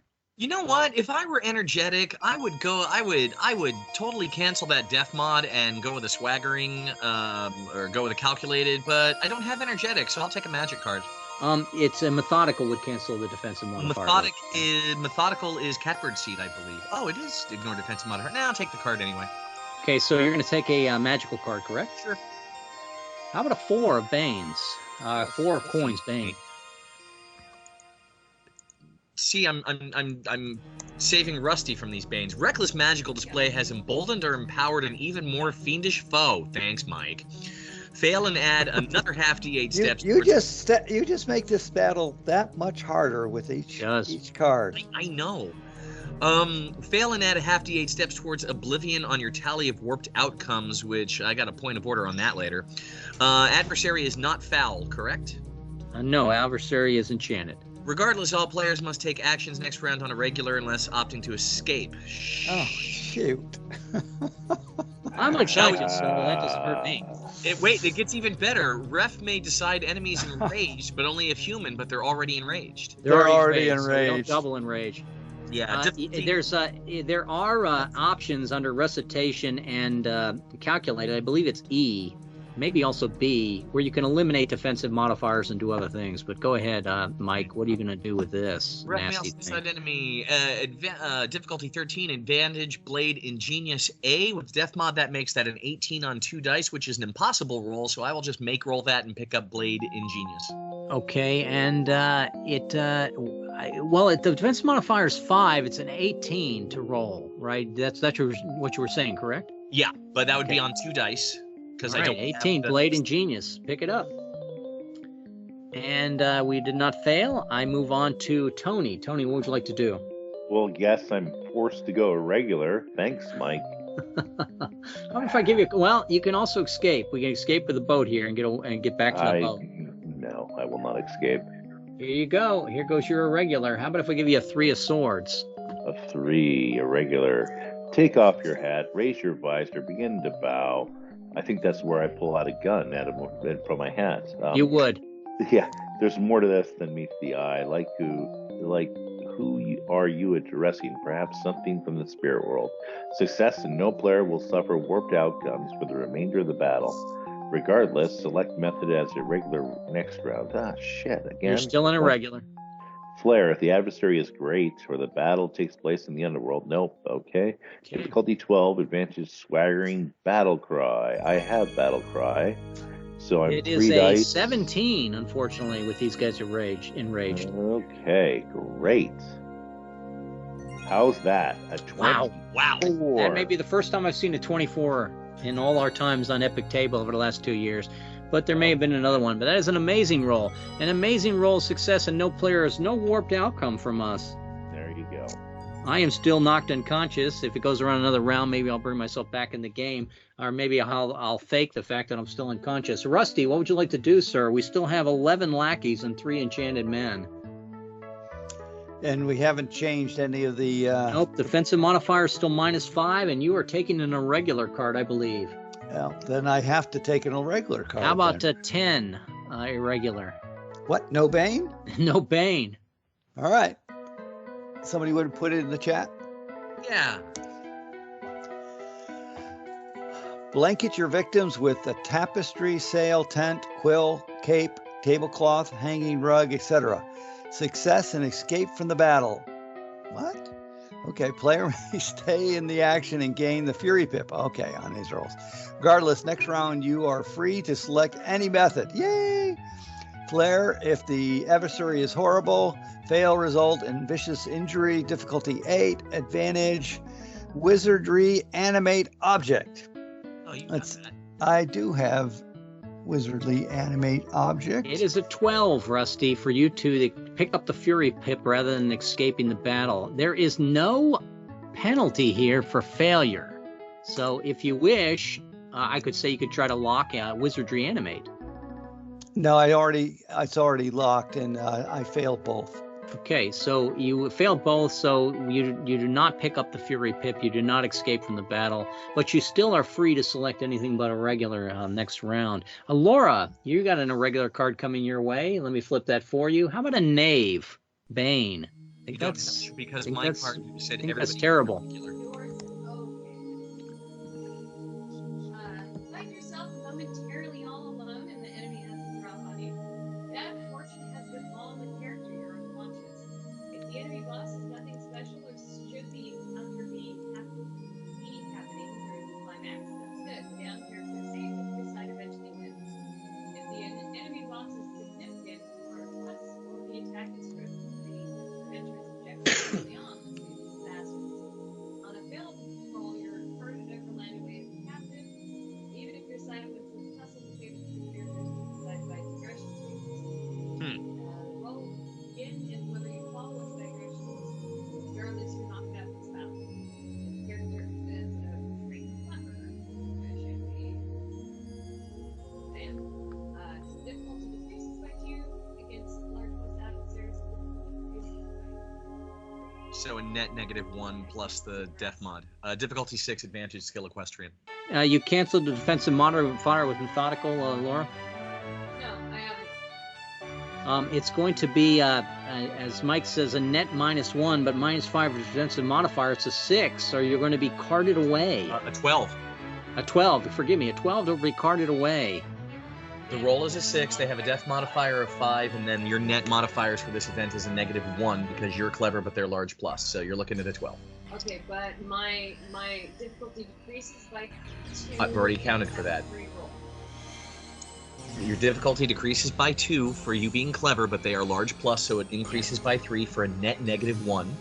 And then their death mod is 5, so that's a -6 on a roll of 6, so you need a 12 or higher, right? On 3 dice? Are you equestrian? Yeah. Yeah. 3 dice for a 12 to avoid being carted away. You also roll twice at level 7.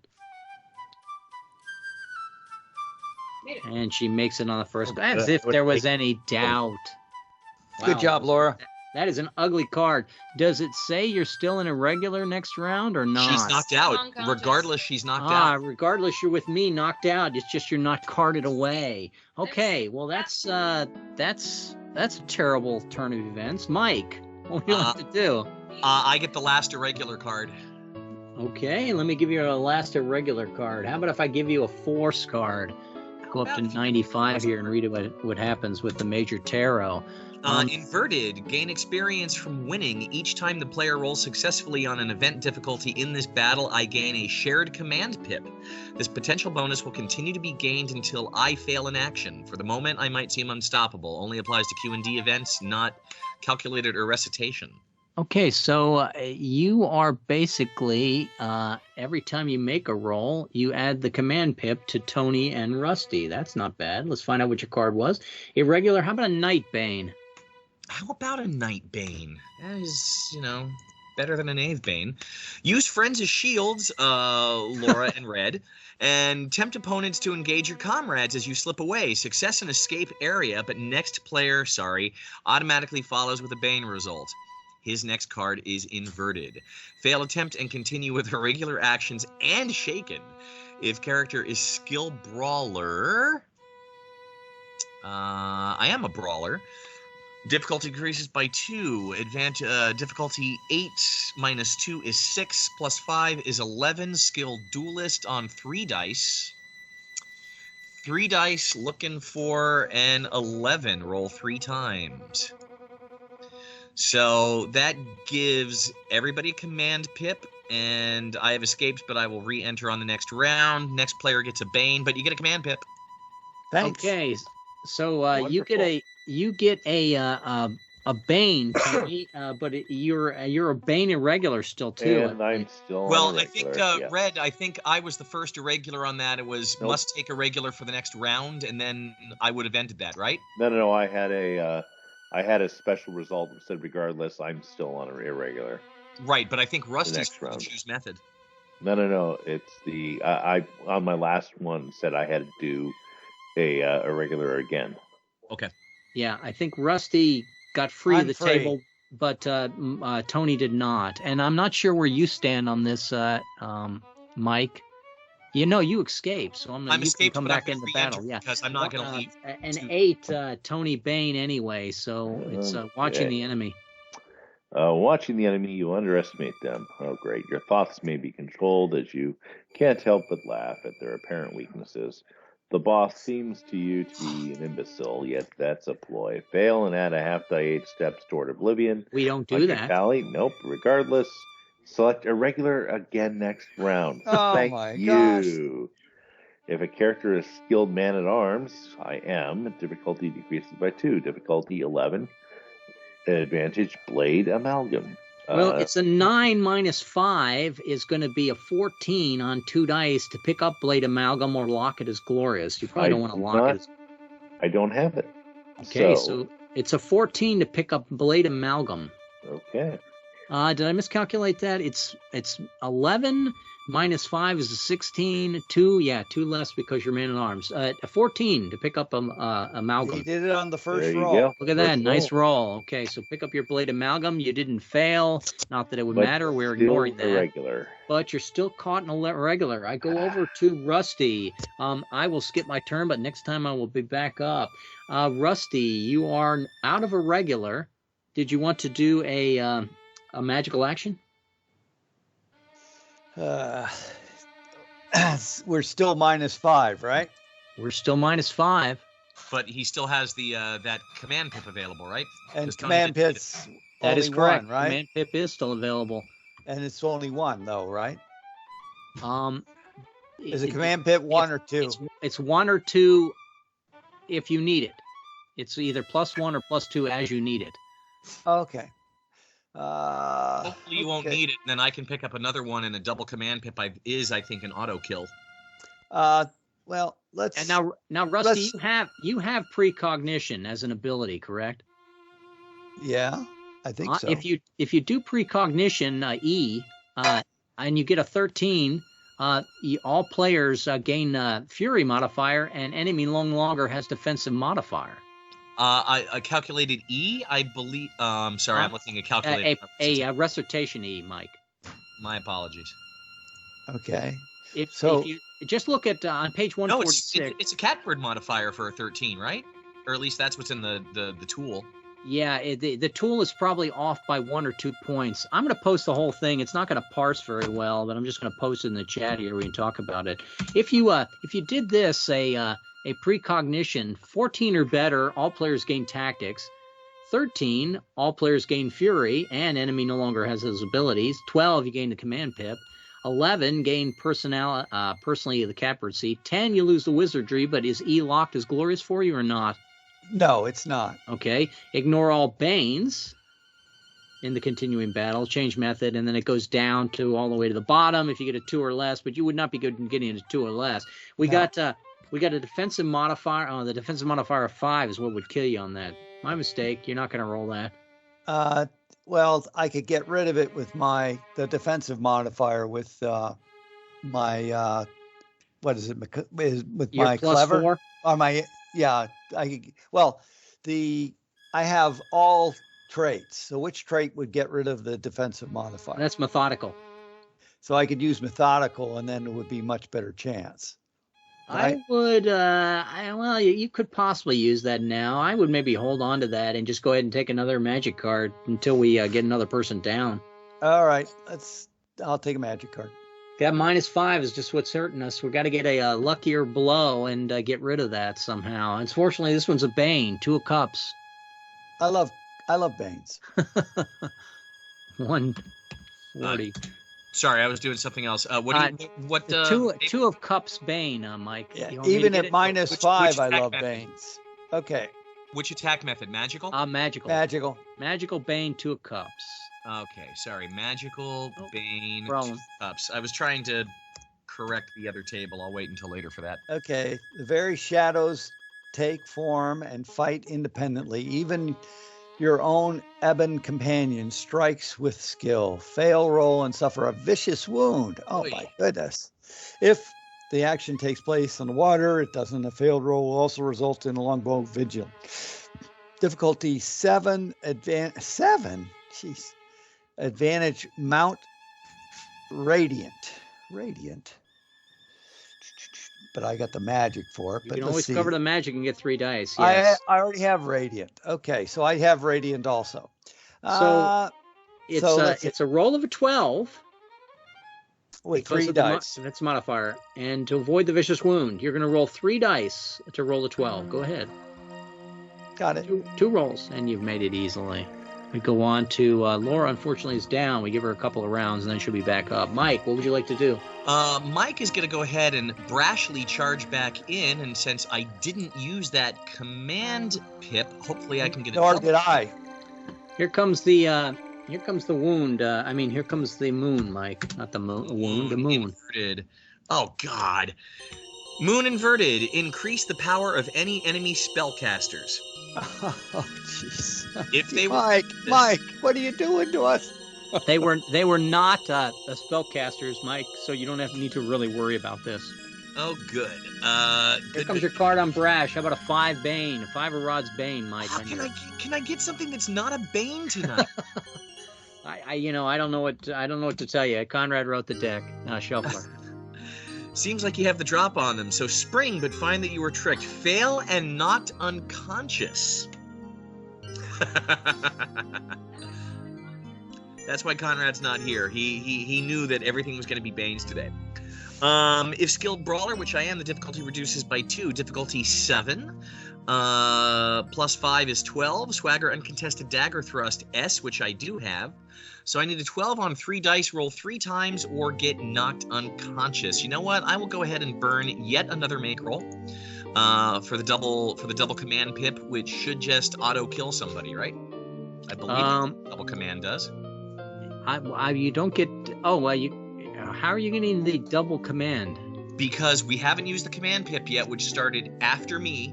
Yes. After my last roll, everybody got. So I would be the last person to get to use the command pip, and then the way that the previous card was written, I can keep stacking. Let me find it.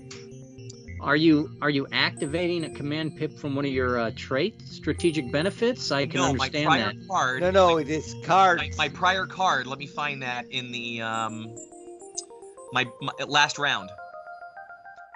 Right, I have the card that every time I succeed, I generate a command pip. Oh, I follow I what fail. you're saying. Okay, so every time you succeed, you get the command pip, and you're saying because you'll have command pip twice. I'm not sure this game has command pip twice. Are you already in the Fury pip, Mike, or not? I am not Fury pip. In fact, I'm pretty sure command pip twice is actually the tactical pip in something like Year 10. I'll give you guys a tactical pip of +1. Or I'll tell you what, Mike, I'll let you choose. You can make them no longer enraged, but they could become enraged again, or you can give us the automatic +1 on the tactical pip. If you make them no longer enraged, it's like getting a +2. Yeah, I'll unenrage them for now. Okay, -3 for the double command pip, and we go on to your actual roll. Though you may roll that. I don't know. You needed to. Did you want to pick up swaggering uncontested dagger thrust, or? I already have swaggering uncontested dagger thrust. You know what? I will go ahead. So why don't you lock it as glorious? Burn, then? Yeah. Okay, go ahead and lock that as glorious. Then the make roll seems a little bit more justified. I go over to Tony. What would you like to do, sir? I'm still stuck on a regular, thank you very much. Well, that would be an ugly thing then. I flipped the world for you and it's inverted. The world card inverted. We're going to bring more enemies in. Let's see. Inverted, the player suddenly realized their they're, face. for all intents and purposes, in the underworld. Oh, great, we're in the underworld. Great, I Perhaps can't be sectioning thinking. noble, especially if you're still aboard a ship. The flare changes and restrictions of the unending gray now apply immediately after battle. I guess we went into the caves, which I would not have recommended, but okay, now we're in the caves, and we go on to the 4 of coins Bane irregular for you. I apologize in advance. Thank you. And it's a Bane. Enemy is using stealth or has concealed himself magically. Fail in the difficulty of all Banes any player receives in the continuing action are increased by 2. Regardless, next round you are free to select any method. Finally, Blair, if the event occurs in the underworld, it does, difficulty increases by 4. If character is skilled duelist, difficulty decreases by 2. And I am a duelist, difficulty 9, advantage skill at arms. And I have skill at arms. All right, So you're free to take any action. You're rolling to try to keep the difficulty of Banes of any player going up, which would probably be a nice thing. But that's a lot of penalties you got going on here. 4 for the underworld, but it goes down by 2. It's an 11. 3 for the defensive modifiers, a 14. Tony. a 14. I can roll, and I have 3 dice. I can roll it 3 times. Yep. Or, you know what? I'll use a make roll for it. Okay, Tony burns a make roll to go ahead and keep us from all having effectively bad banes. And I agree with that. I said I had to come back up, and I will come back up, but I'm going to cheat and take an escape on this.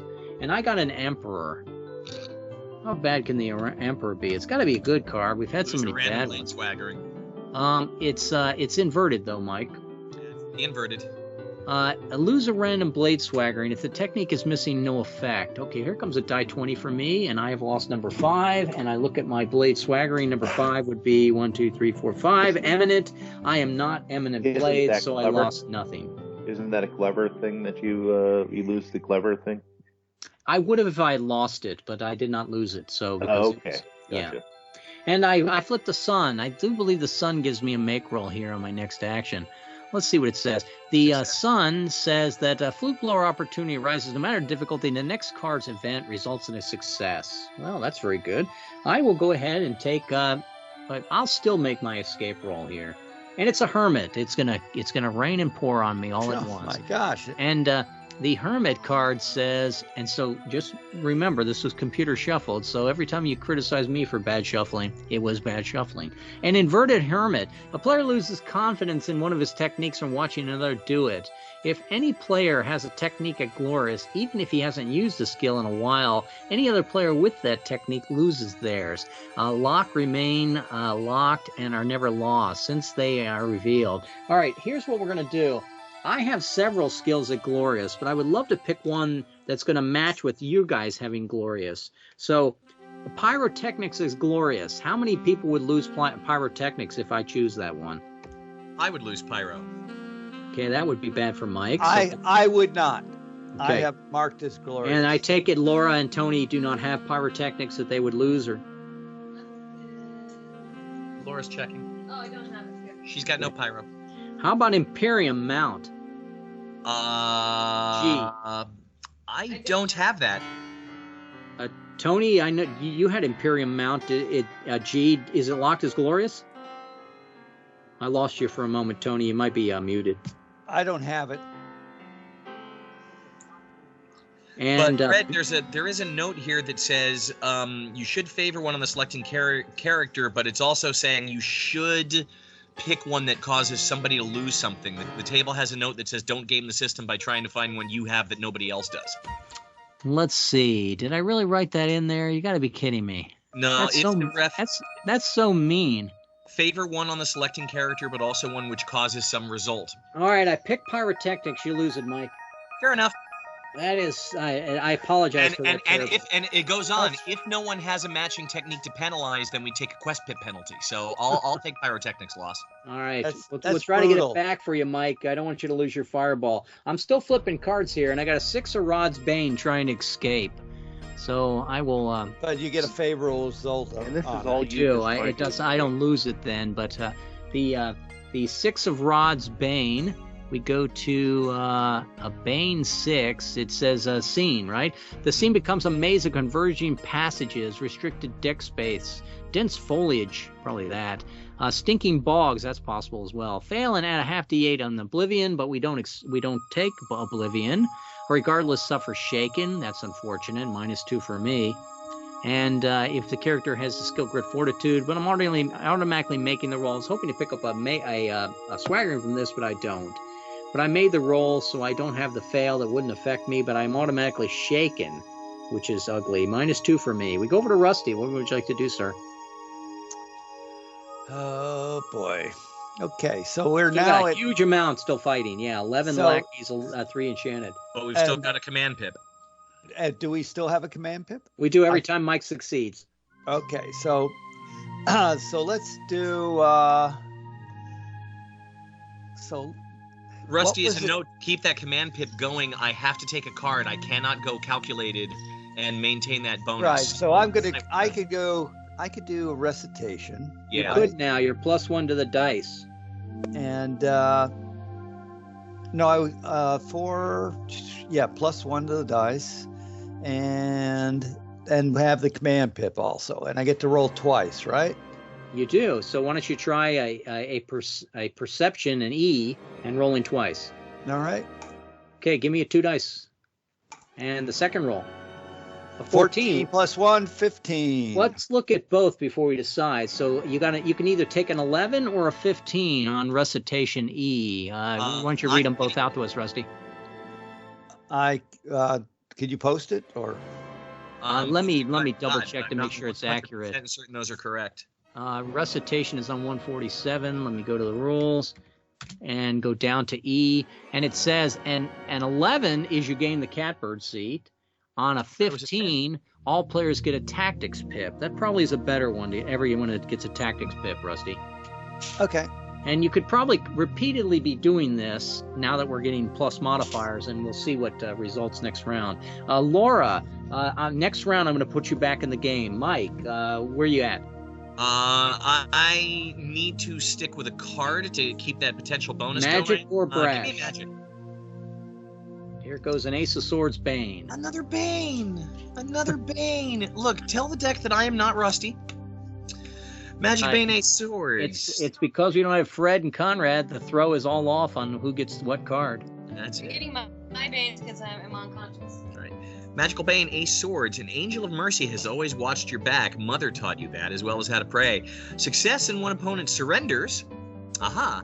But fail roll, and next round the player must change to a different attack method. Flare, if the adversary is nasty, they are not, correct? They're enchanted. So no wound. Difficulty 11. Advantage longboat. Arcane Sentinel, which we have that. Oh. Yeah, we picked it up. It's a lightning persona. Yeah. So 3 dice, looking for a 14, Mike. Plus 1 for the tactics pip. Is you're looking for an 11. I mean a 13. Plus you have the command pip. So I'm really looking for up to an 11. But we'll see. There's our 16, so we'll just do that. 16 is successful. And once again, you have a command situation. So we're going to go ahead and give us the fact that we will cancel the defensive modifier from here on out. Here we go. I go to Tony. Tony, wide open for you. You're no longer a regular, or you're still a regular? No longer a regular. I can finally choose. Yes. And I choose to use my killer instinct because I've had enough of this. Give me 2 dice, and in your case, since we no longer are -3, you're like +6 for it, right? Something like that, yes.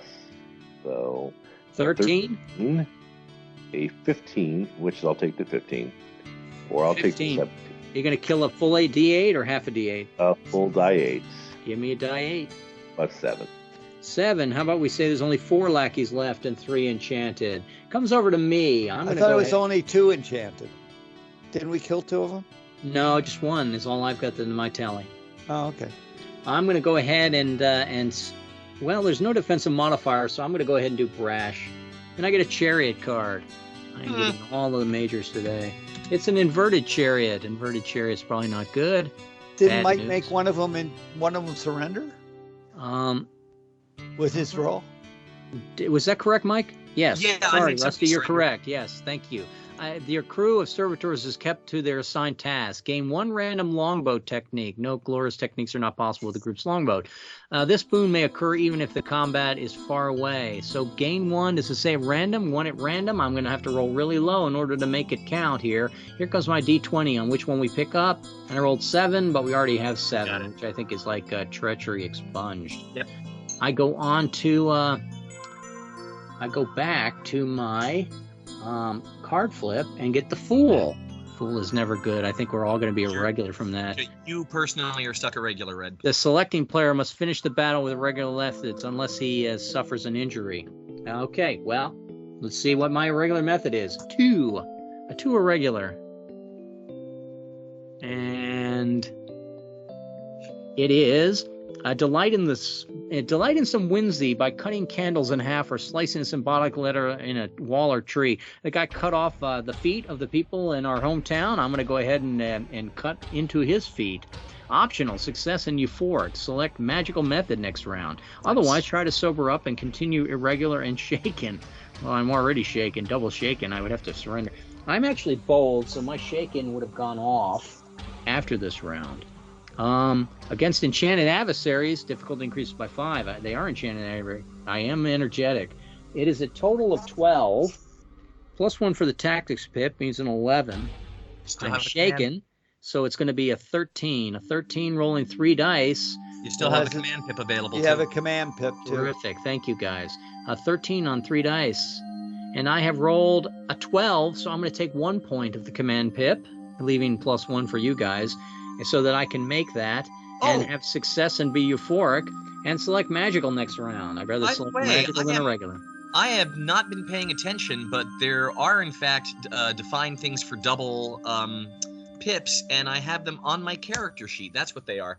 So a double command pip is supposed to give everybody a catbird seat. Okay. Which was a +3, which is the same as removing the 3 def mod, but yeah. We'll move on to Rusty. Rusty, what would you like to do? Would you like to continue the same thing you did with perception? Sure. Give me a roll of 2 dice, please. 14 and a 9, so it's either a 15 or a 10. Well, and there's no defensive modifier, so that means you're going to be +4 to your dice, +5 for your dice. So you got yourself a 19 or you got yourself a 14. Which do you want? Read them both off. They're probably the same, right? I think they're both tactics pips. I think your recitation is wrong, Mike. Just I think that was all lowered. But all players get a tactics pip. What is double tactics pip, Mike? Double tactics pip is... It's going to be reduce the target number by 1, I think makes sense. So there's only double 1 guy left and 4 lackeys, and I go over to Laura. You're back up. Magical? Magic. How about the devil card? I think the devil card is actually good in this game for personal stuff. It's gain a random mount swaggering. Laura, you have gained mount swaggering number 9, which is somewhere down 1, 2, 3, 4, 5, 6, 7, 8, 9, and you have gained an essential mount. Good, because you didn't want it to already be glorious.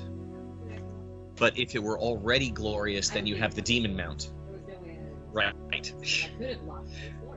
And a king of rods, magical for you, Laura, is your actual action.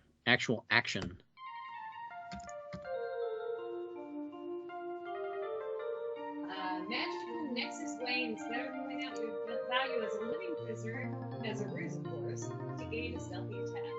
Success and dispatch one opponent against large plus adversaries, the difficulty increases by 3 But fail in next round, the player must change to a different attack. Regardless, all players must return battle despite vicious hit 3, knockout, mishap, or escape. The ref may decide that magical may not be used anymore as a method, at least for any wise character above 3rd level. Difficulty 9, advantage, what's the skill? Goldsmith. And no defensive modifier left, so you're good.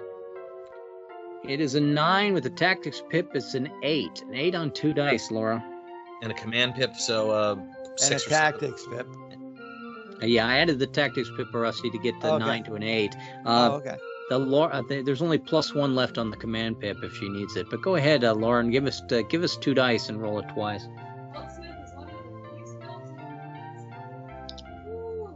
There she goes. And success and 1 opponent dispatch. That kills the last main guy. The 4 lackeys will run off, and we should probably let them. There's no reason to be brutal. And that would end the encounter. Make rolls were used, which means we cannot check battle for this, but I'm going to check adventure for this. You're saying there's no reason to be brutal to them? Didn't they cut off a bunch of feet? How about if we caught the 4 last guys and we made them plead for their lives and we then showed no mercy? I'm okay with that. Okay. Or we could make them slaves to the people who don't have feet. Oh, and make them be... Not very many people who lost their feet survived that, Rusty, so I think we're probably... we're going to go ahead and hang them on the coastline as a message for everyone. I'm still moving to Tiflis. I'm going to flip a card. A king. A king is a boat from Tiflis comes out to meet us. And let's see what Tiflis says. It says that the bad traits there is they are plagued as well, and they recommend we not stop in their city. and they would like us to help solve that plague. That's 2 places in plague that we're now looking for a resolution with. Do you want to turn the boat south to Sinope, or did you want to raid the grain-eating grain-eating Saurians? Did you want to make land and head for one of the ruins? We have about 50 minutes left in today's exercise on this map. And I think the decision would be over to Laura, since Rusty moved us to Tiflis. Laura, would you like to move to Sinope? We're still looking for a solution to the plague. Did you want to raid the grain-eating Saurians as part of one of our objectives of punishing them for their attack, even though they weren't attacked? Or did you want to head inland to one of the ruins? Boy, there's a lot of plague places. Maybe we should go take a look at some of the ruins and see if there's a plague coming from maybe the dry ruins or the new ruins. It's possible that the plague is actually coming from the ruins. That is correct. Or dry ruins, or what is Well, that, no, high because that's ruins? over here. Right. It's this But city too. This so city either, and this city. Either Okay. those Yeah. ruins are closer to both of those cities. Was Cherson plagued too, or no? Do you have a... No, Cherson had no plague. You can use the arcade sentinel on the boat, Laura. Talk to the figurehead on the front of the boat. But are you celestial wizardry?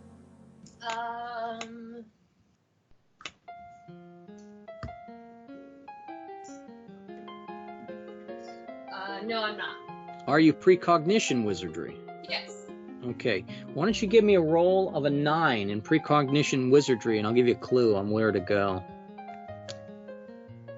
Ooh, made it. So if you go to the new ruins, you can find a scepter there that can help eliminate disease.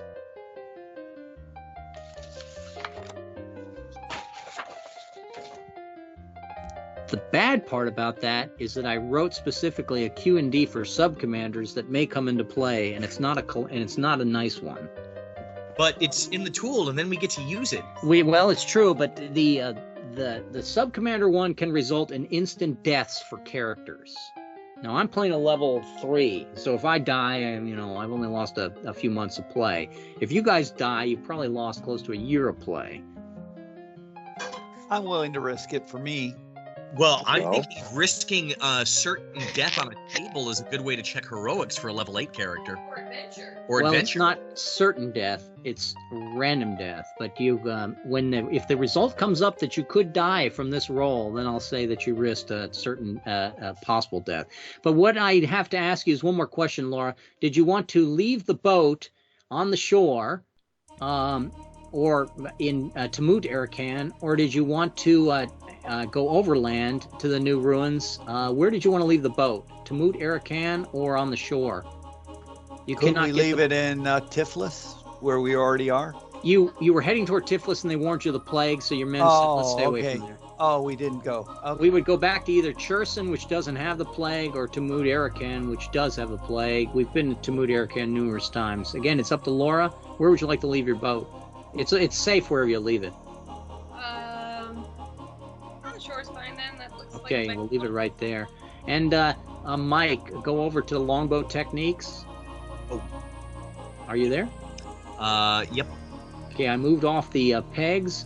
It looks like we have 15, and you get to take a fourth of them. So go ahead and round up. give me 4 that you mark that you're taking with you into the underworld.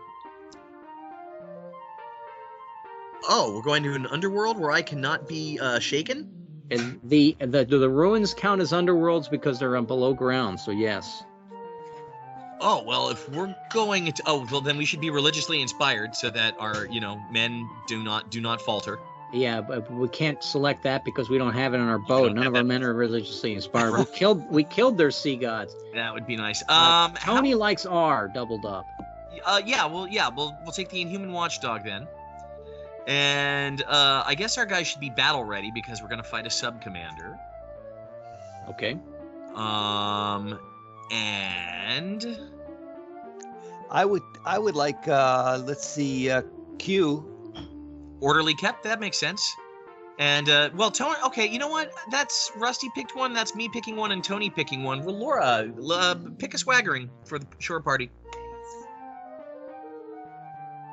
they're here. You can look on here. Yeah, longboat. Anything F to T? You know, with red for me, you said you picked Speed and Guile. Actually, I prefer Killer Instinct N. Okay, let's move it up there. It's that. So I prefer that versus Speed and Guile. However, Speed and Guile is pretty good too. But Camaraderie, make them easier to follow us. Sure. Okay. More likely to There we go. All right, are- we have our 4. We could pick up, 3 including treasure laden, by going into this area. Now, you guys are going to the new ruins. You can see the new ruins map. It's a small map compared to, many others. and when we get there, we still got to flip a card in phase B to get there. So here we go across the land now. It's a different set of encounters, and we get a 4. It's going to be another personal event. I think we're back over to Rusty again. No. Mike got. Do we leave off with Mike because we skipped Mike? Yeah, go ahead. Mike got skipped. Mike, you would. Are we sure we haven't looked for wizardry for Mike? Mike, go ahead and pick a wizardry that you would like to develop. That I would like to develop. How about pyro? I'll get my fireballs back. Okay, I could teach you pyro. I'm locked as glorious. Rusty, you have pyro, right? Is it locked as glorious? Yes, it is. Okay, that's 2 so far. Laura, do you have pyrotechnics? And Tony, do you have pyrotechnics? I do not know. Okay, so how about if we do this a little bit more globally? My ability to help Rusty would only be, I'm going to need to roll a 12 just to assist Rusty and lower his difficulty. Let's see if it comes up. No, it doesn't come up. I'm totally useless as a character. I apologize for that. Rusty, give me a roll of a 9. There you have it. Okay, so Rusty has effectively given all 3 of you a chance to pick up pyrotechnics. Laura, you are level 7. You pick up pyrotechnics on a 7 on 2 dice. Mike and Tony, you need 5s. I will decline that roll. Okay, you can decline that roll, and I'll let you go over and pick up Mount Resolute or Scintillating Blade instead on a roll of 7. Well, I've got a Scintillating Blade. You can lock it as glorious without a chance of losing it on a roll of 7. Okay, why not? I can use that Scintillating Blade. No, I can't. You really are shunning magic. You're almost Conan territory here. All right, we're still moving across the land. Mike, did you pick up your pyrotechnics? I forgot to look at your roll. Yes, congratulations, Mike. I moved back to us moving across the land, a 7. A 7 is actually a regression, so we have to go back and handle an emergency on the boat. Let me generate an emergency on the boat for us. We always love emergencies on the boat. Oh, yes, they're the best. I'm going to go ahead and let somebody, my friend Laura, do a Q&D ship remediation flip of the card. I'm actually on page 103 in the encounters book. And Laura, your result is a 3, Bane. These do not have Banes, but I'm going to post it in the chat here, and you can read it out for us. This is so Laura, it's coming your way.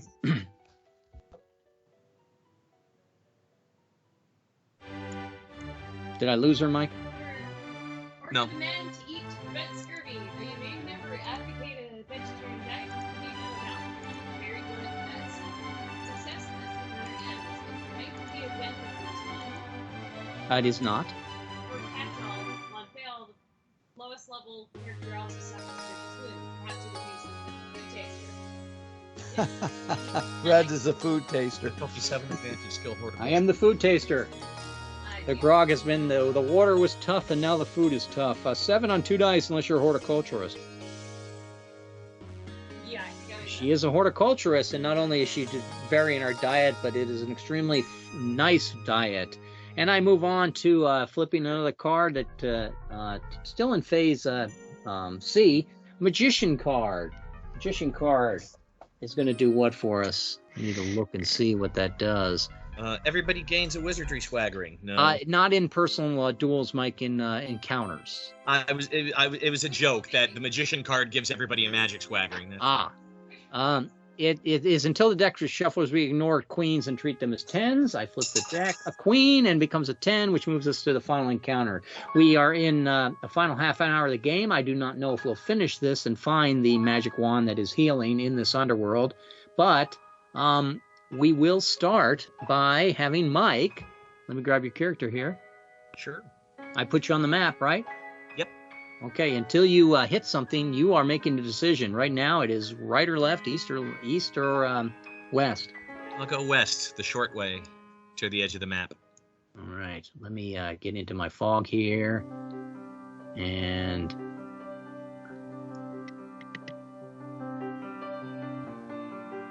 you come across like a set of apartments. Now the architecture matches what was there, but who is in that? I have to look on my my map here. You're in the new ruins. The new ruins, apartment 1. Apartment 1.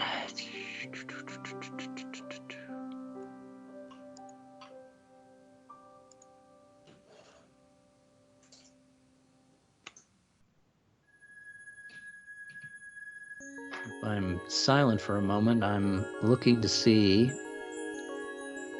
No problem. Well, Red looks that up. Tony, Rusty, if we do get to that defeat subcommander table, it's under the Skidbladner tab. You're going to be there, possibly, Mike. It may not be bad for you. It may be. You may be able to negotiate out of this one. Okay. All right. Why am I not seeing this? All right. I see 3. I see 4. I'm looking for 1. I'll talk to Conrad. Let me do a search for first and see if that finds it for us. And here he is. Okay, so you run into the twisted offspring of the leader of this cult. Let me preface this a little bit better. In fact, let me tell you a little bit about where you're going rather than skipping. Okay, so the New Ruins. Here was an attempt by a rich merchant prince to create his own domain. The other city-states successfully conspired to bankrupt the attempt. The township was abandoned 30 years ago. The man who put his life's collective conquest into the construction is said to still live there. He is sought by pilgrims as a font of humility. And before you enter, you meet up with a madman who is essentially the charismatic front person for the quest. The first guy, maybe he's the face of the cult, or maybe he's just somebody to weed out the people who are not true believers. But charismatic frontman Knox. It seems like he's wild-eyed and outlandish, barely robed, a warning of grave dangers and of life's purpose, the fate of the gods to work the strings of mankind. You need to convince him to trust you. Mike, how do you convince this guy to trust you? Let me think. He's saying it is the old gods that we have to worry about? You see thought control on them. Oh, I wasn't going to do that. I was going to use my, I was going to try and use my occult scholar and my knowledge of the lost language to just be like, yeah, I'm cool with the old gods. Leave us alone. Okay.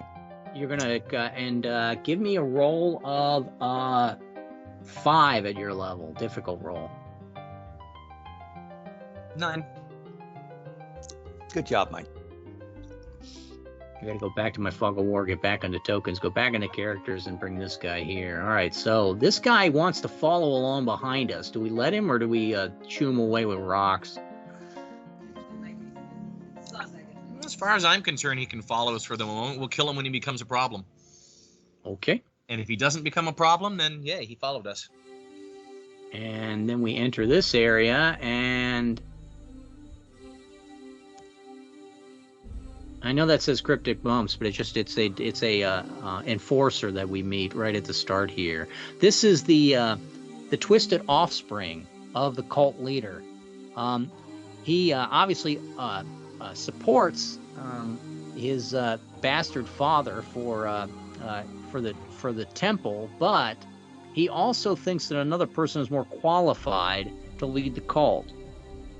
Mike, probably one of the first and last decisions you'll make before I switch to Tony. Do you immediately attack this man, knowing that he's the twisted offspring of the guy who runs this temple complex? Or do you try to negotiate with him, because at this point you're just essentially trespassers entering in, trying to either negotiate or steal a magic wand? What do you do? I'll go ahead and try and negotiate using the same tactic I used on the madman who's now following us. That's the wrong answer. Okay, Well, probably so on we go into encounters using that table, but we all start with a round of banes. Oh, Let's start with Tony. great. Oh, perfect. I'm going to flip a card for Tony fighting the... Defeat the sub-commander? Yeah, it's Twisted Offspring. Okay, so... Herr Blooper. Frau Blooper. Okay. Now his is a defensive modifier of... oh, okay. Well, this is actually good for us. This guy is a little bit deformed and mentally unstable. The defensive modifier is +1, which means all rolls are +1. It says we enter battle as if we have the tactics pip fighting this guy. Okay. That's And good. I guess flip me a card then. That's the Bane. However, this guy has actually successfully negotiated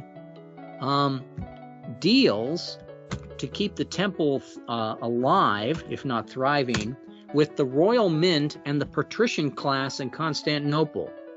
If we kill him, we're going to make enemies of the Patrician class and the Royal Mint in Constantinople.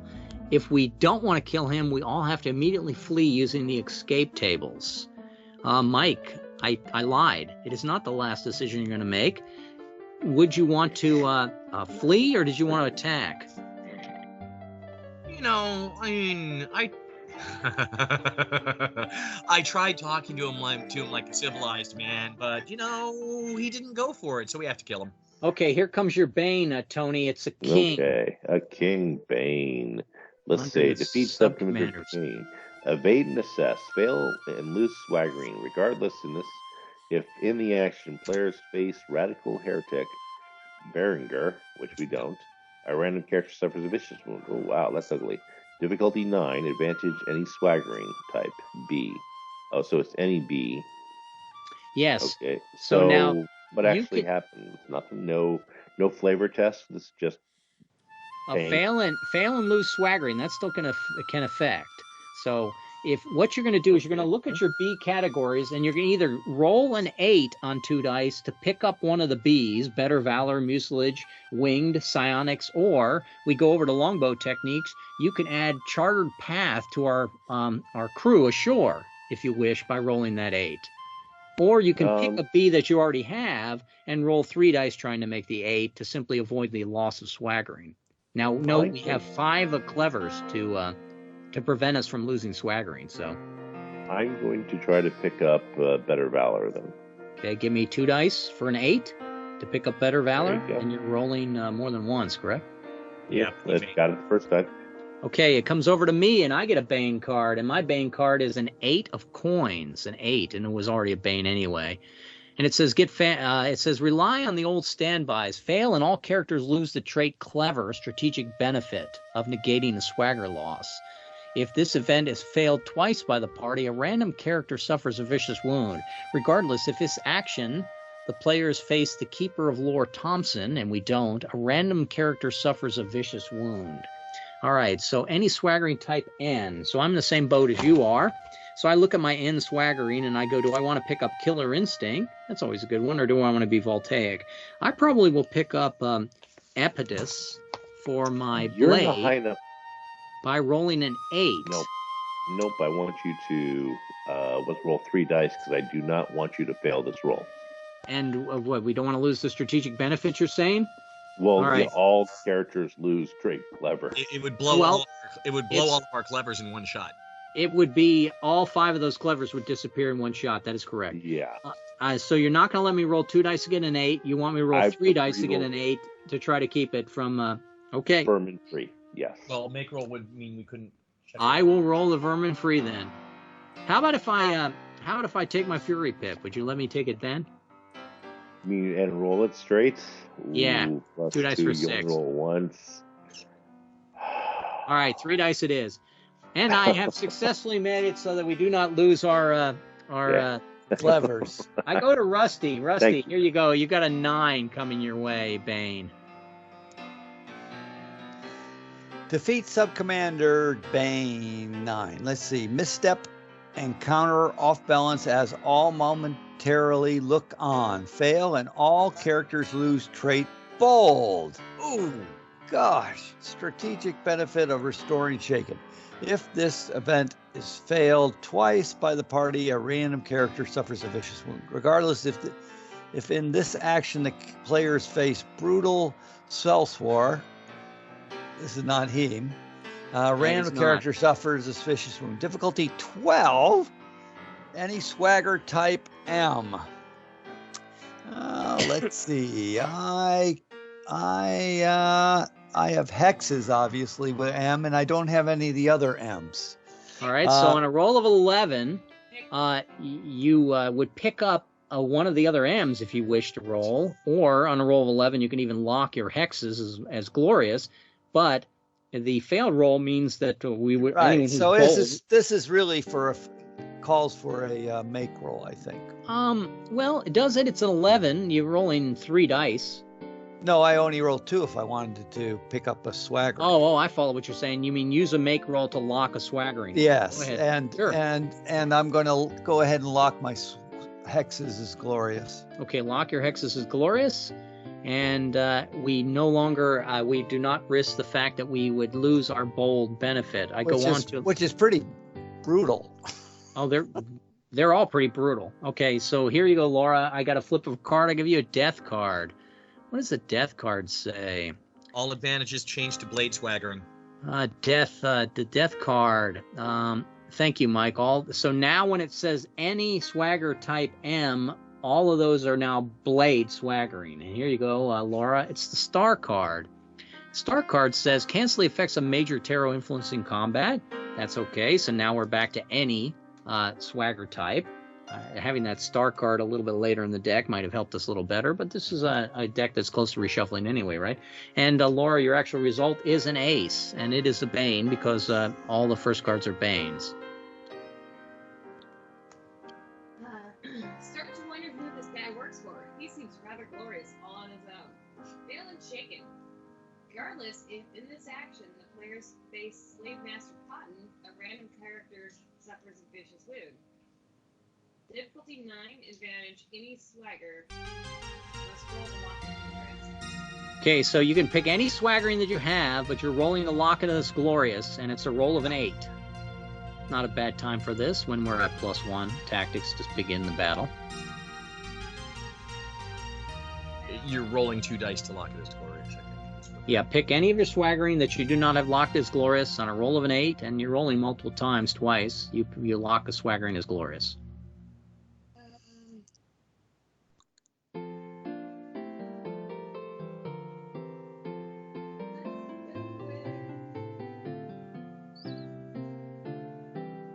You don't need to worry about failing and losing anyway because we have the clever traits that are going to cancel that. Go with the inexorable mount. Okay, inexorable mount. On a roll of an 8, you've locked it as glorious. 2 rolls. First miss, but second? Second miss. But we just take off a clever and you don't lose it. Now we're at 4 clevers, and I go to Mike for the last Bane of the day. And the Wheel of Fortune. Here comes that shuffle. And back at you. How about a 9 Bane, Mike, for you? About a 9 of Bane. I feel like we've seen this already. Misstep and counter off balance as all momentarily look on. Fail and all characters lose trait bold, strategic benefit of restoring shaken. If this event is failed twice by the party, a random character suffers a vicious wound.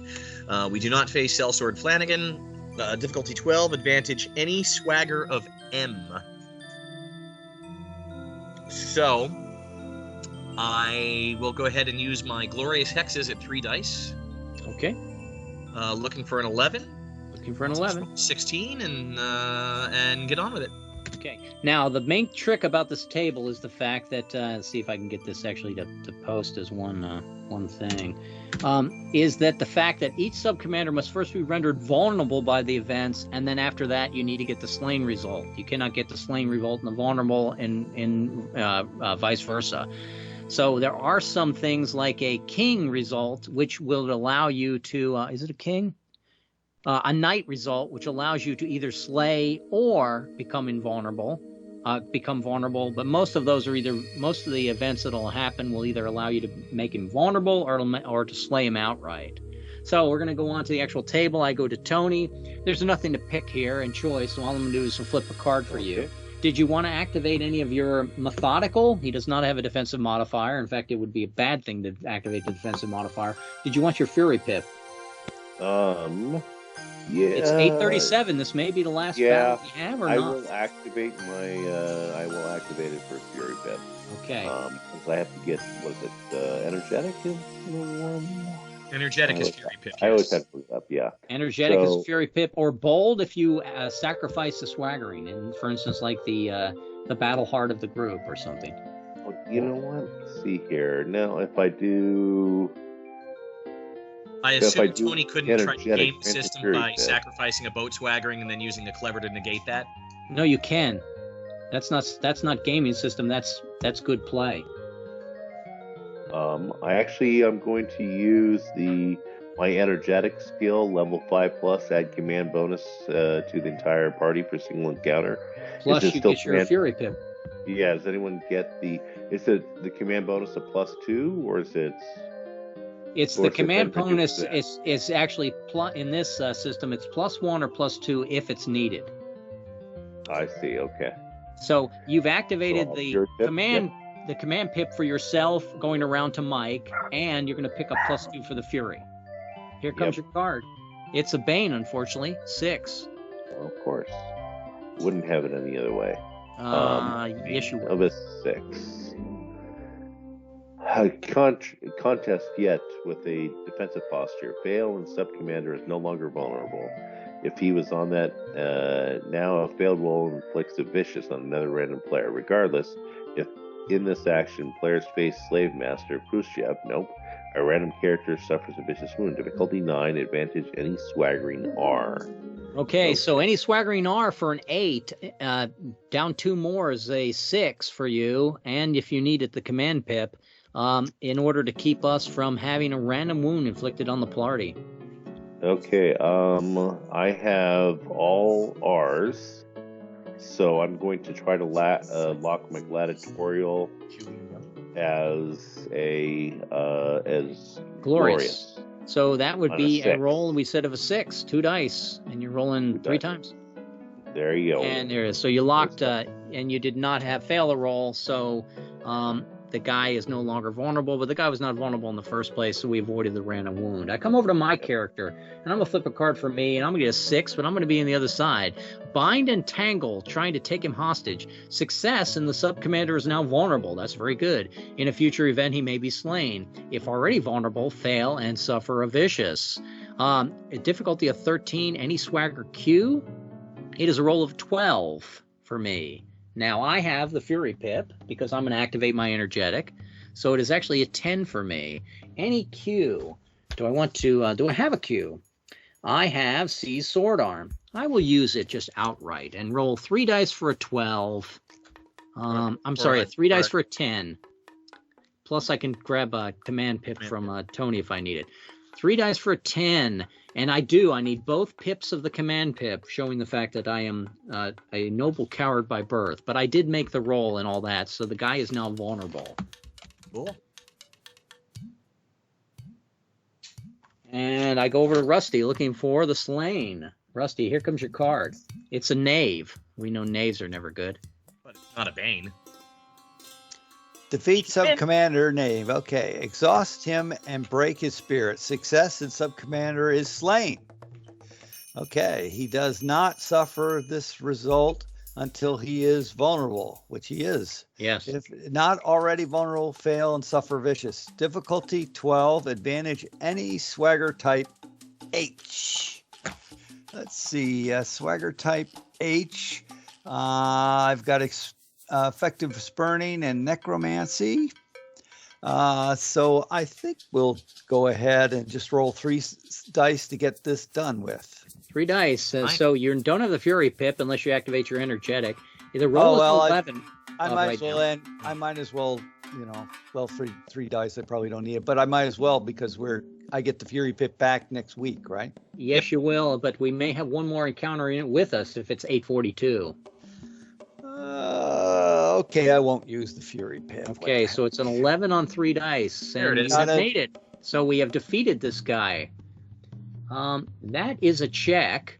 It's a brand new table. Bad. And we use some make rolls in there, so it can't be battle. I'm going to take heroics for this, for defeating the first time in this table. Do any of the, level 8. Is this guy worth any kind of level 8 check? Kill one more and I'll give it to you. Okay. For level 7. There's no level 9 you're going for, Mike, though. I mean, you don't even get an extra skill for that. Yeah. Okay. We're going to go on to, we're in this position right here. Mike has already taken his action. Tony, you can go back and go down the hallway the other way, or you can go south from this room. Well, since Mike started us in this path, let's go south. Okay, let's see what that does to us.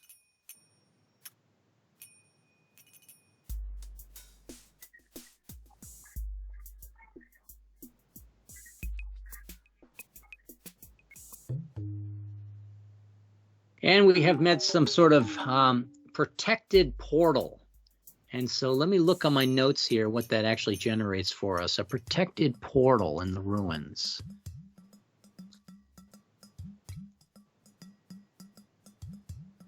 It is barrier, and barriers we're going to use Q and D storming actions, including the major terror results, in order to get past this. So if you go over to your fundamentals book and the Q and D boarding actions, storming actions are down on page. I'm looking for it. Is it the same as a sail to board? This is storming actions, Mike. It's under the siege rules, under towers. It's on 255. And it's Q&D storm walls under sieges or skirmish rules. If you don't have it, I can post it as well. No, we do. It's just sometimes seeing... I go to Laura. There's no choice on the table. The card comes up. Laura, you start with a knave on that table. It's your forces hesitate. Watching you fight to see how much spunk is left in the enemy. Fail, and all players return to the siege. If any character in the party has the wizardry demigod A, we do. Difficulty decreases by 3. Difficulty 9. Advantage skill duelist. Before you make the roll, there is no place to go on this, so we cannot return to a general siege by being ousted. Instead, you would fall with a vicious wound if you fail this roll. So what? You're going to roll for 3 dice for a 6. Are you a demigod, Laura? Yeah, no, that's so much worse than falling back, though. Okay, so you are a duelist. You're rolling 3 dice, and you made the roll, so we did not fail it. I go over to Mike. Notice forces hesitate as she reaches the top. We all watched her go up going, let's see how many she can kill in 10 seconds. Like all y'all do. That's right. Ace Bane, Mike. I don't think the storming actions actually have Banes, so you're just going to take an ace on storming actions, which is nice. Shatter an improvised buttress added by the enemy to keep a damaged wall from falling. Success in the battle has been won. The remaining enemy forces are broken and surrender, but fail and suffer a vicious wound. So we watched Laura get to the top and kill a bunch of people, and then I'm going to knock the wall out from underneath her while she's standing on top of it. I like it. Yeah. Or knock the wall down next to her and warn her to step away. No, use your magic to protect her. Whatever. Right. Give me a roll of a 9, Mike. I don't have man-at-arms, so I'm just going to go ahead and blow my... Oh, there's no defensive modifier, is there? No defensive modifier. There's a +1, I thought. Oh, no, this is the gate. That was the last one. Yes, correct. All right, so I'm just looking for a 9 on 2 dice, roll 3 times. Yep. Oh, I'll take that rugged wound. Yeah, you took your rugged wound on that. We missed it by 1. Okay, I'm going to go on to Tony. Here comes your card for the win. It's a 5. 5. Set your ladder grapnel on the scale of the walls. Fail and add half a die 8 steps toward oblivion on your tally of warped outcomes. Regardless, gain 1 swaggering technique of your choice. This may be taken in any form, including on your vessel. Any character in the party has the wizardry Has the wizard telekinesis? I'm pretty sure we do. Difficulty decreases by 3. Difficulty. I do. Okay. Yes. Difficulty 10 then. Advantage skill mountaineer. Am I a mountaineer? I am a mountaineer. So I'm 3 dice for 10 3 times. 3 dice for 10 3 times, or you take a warp outcome. Which we'd ignore. There you go. No, that ignore was for the previous battle. Mike. Okay. And then so I pick up a. You swagger- automatically pick up a swaggering no matter what. You did not suffer any failed warped outcome. It comes over to me on the siege. We picked up treasure laden on the boat. If you wish. Yeah. You could say that we have collected treasure from the last 2 rooms we entered. That's fine. No. I need to up You my, should take your own swaggering. We're going to get treasure laden from this anyway, someplace Yeah. in these ruins. And Okay, double treasure laden is not going to help us that much. I'll take a charismatic style. Sorry, go ahead, all you guys. And my turn. I'm going to flip a card and get a star. I think yours was the 8 that's right back there. 8 of Banes, sorry. The 8 of Banes. Feel the first cold, vicious drops of what you realize is death. Dash before the enemy ignites the oil. Fail and suffer a vicious. Regardless, add a half D8, steps toward oblivion. And Berserker. Am I a Berserker? I had a choice on that. I decided to take Bowman instead. Bad choice on my part. An 8 to avoid the vicious wound. I do not have the Fury because I already used my... It's an 8 on 2 dice. Let's see if I can make an 8 on 2 dice. Ah, yes, I did. I'm not wounded. But my half D8 steps puts me at a 3. I'm at a total of 13 for warped outcome, Tony. Did you want to look that up for me? And while we're doing that, we'll go on to Rusty. Okay. And Rusty, you got yourself a star. A star under storming actions. Let me read it. Not inverted, right? Not inverted. It says the enemy calls up a legion's worth of reinforcement. Move all players to rally and continue from there. If involved in any part of the siege, continue instead as shaken. So if involved in any part of siege, no, you're not in siege. Wait. We are in siege because we're in storming action.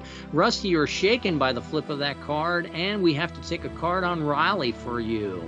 So let me see if you can keep us fighting for this area, or if we have to retreat away and leave it unopened. Here comes a card for the actual rally. It's a king. A king is a great card on rally. A rally king. Did Mike put it up there? Yeah. Yep. Be seen and comfort. The chosen still stand to defend the unfortunate. Success and all players take action on skirmish. We actually go back to storming, but that's okay. Okay, difficulty 8, advantage, Mount Beautiful A. And you may use the Mount Beautiful A in here. Okay, let's see here. I do have Mount Beautiful. And in fact, I have all the A's. All right, well, let's see. So 3 dice, or I could do 2 and lock Mount Beautiful. You can, but if you miss it, we would lose one of our clevers. So you don't even actually risk losing it. Made it. Okay. And so lock Mount Beautiful. And we are no longer in rally. We're back to our siege. And Laura, here comes a card for your storming actions. Temperance. And Red, your clothes have attacked you. We're not in the underworld, right? It does count as the underworld, It yes. means that after the battle, we return to siege. You've taken a vicious then, Red. Okay, I'm viciously Being wounded knocked by out. being in the battle. Okay, and what else? By your possessions and your clothes attacking you. Okay, anything else besides that? You skip all turns as he's effectively knocked out of the battle. If the result happened in the underworld, the injury is instead vicious. Many a magic companion might look on this as, man, I've been there. And Okay. unfortunately, what happens is this guy we got brought along with us, he is a magnet, and he takes the first vicious. So instead of me taking my vicious for my warped outcome loss, he steps in and he protects me from my own clothing. And Well, but there he you ends go. up being killed. So we lost, unfortunately, the madman from outside. But I go back to the siege and the temperance card I was looking up, right, for Laura. In the chat. In the chat, it's not inverted. After the battle, if possible, the group will return to sea voyages. The group will avoid travel overland. Nah, that's not going to make any sense on this. Here's your card, Laura. Magician. Let's see what Magician says. It says the action has inspired a new NPC in play. This character is usually a grumbler, a person who complains on behalf. But what I'm going to do is back. I'm going to add him back. He wasn't as injured as we thought he was. We'll use Conrad's character to represent him for now. Like, we can even say it's Conrad's character step in to take the next vicious for us. And we go on to Hermit. Well, he's not going to die from it. He might as well. I'm sure Conrad would do that. Yeah. Discover a clue to the mission. Some insight usually does not change the battle. Clue to the mission. Okay, I'm going to open up. It's inverted, right? It's not a clue to the mission. What is it instead then, Mike? If the group's vessel has longboat treachery expunged, a failed result means that technique is lost. Okay, that's where we're at then. And a king, Laura. A king is a great card. Nope. Pay a trader to open the fortress and side door, or even make fort battles. Success in battle has been won. The remaining enemy fortresses are broken and surrendered. Difficulty 9, advantage skill driver.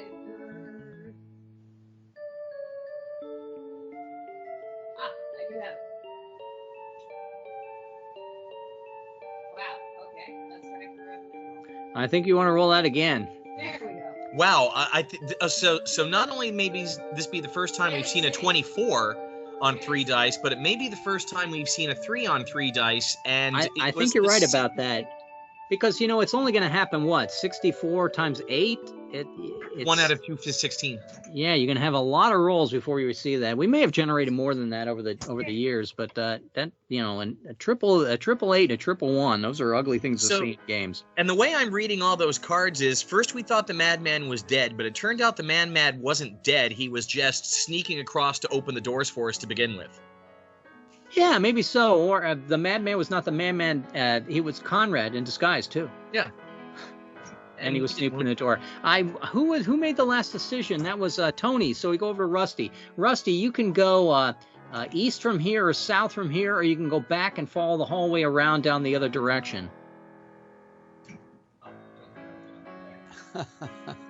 Oh, let's see. No wrong answer. Oh, there's always wrong answers. Okay, we'll continue south. Continuing south. Well, that was the wrong answer. No, I'm teasing. I figured. Okay, it's let me open it up.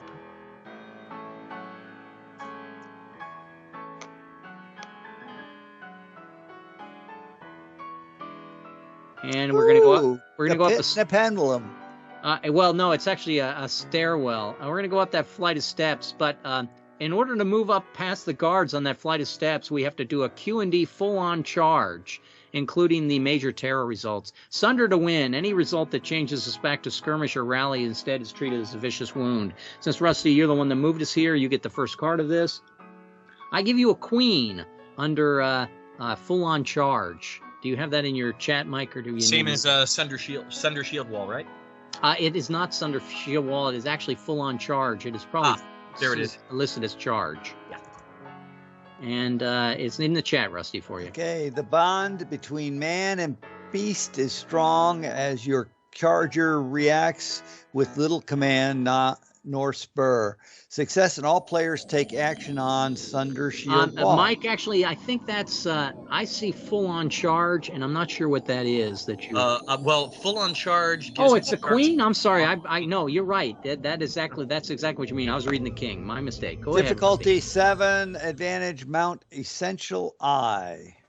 Let's see, I do I have... For the win. I do not have mount essential. I do have illustrious. Illusions, but let's see. So a 7 for the win, and I get to roll how many times? And I'll use my Fury Pip. So activate your Fury Pip will only activate for this individual space of the map. Do you really want to use that now? Well, I can get. Well, that's true. Well, you're right. Do any more? This is probably the last encounter of the game. We'll pick this back up next week. Okay, it's 956. You might as well use the Fury Pip then for the win. And you made the 7 anyway, even without it. And so I got my Mount Essential. You picked up your Mount Essential. All right, we're still in the underworld here. Let me put someone different besides Conrad so it's not confusing. Let me get my googly face guy here back. And this is a good guy. That's not Fred's guy, is it? Wait. Okay, Fred already grabbed that character. I'm looking for... I could put Aquata next to us, but that would be confusing. Huh, I wonder what happened to him. He has disappeared as a character.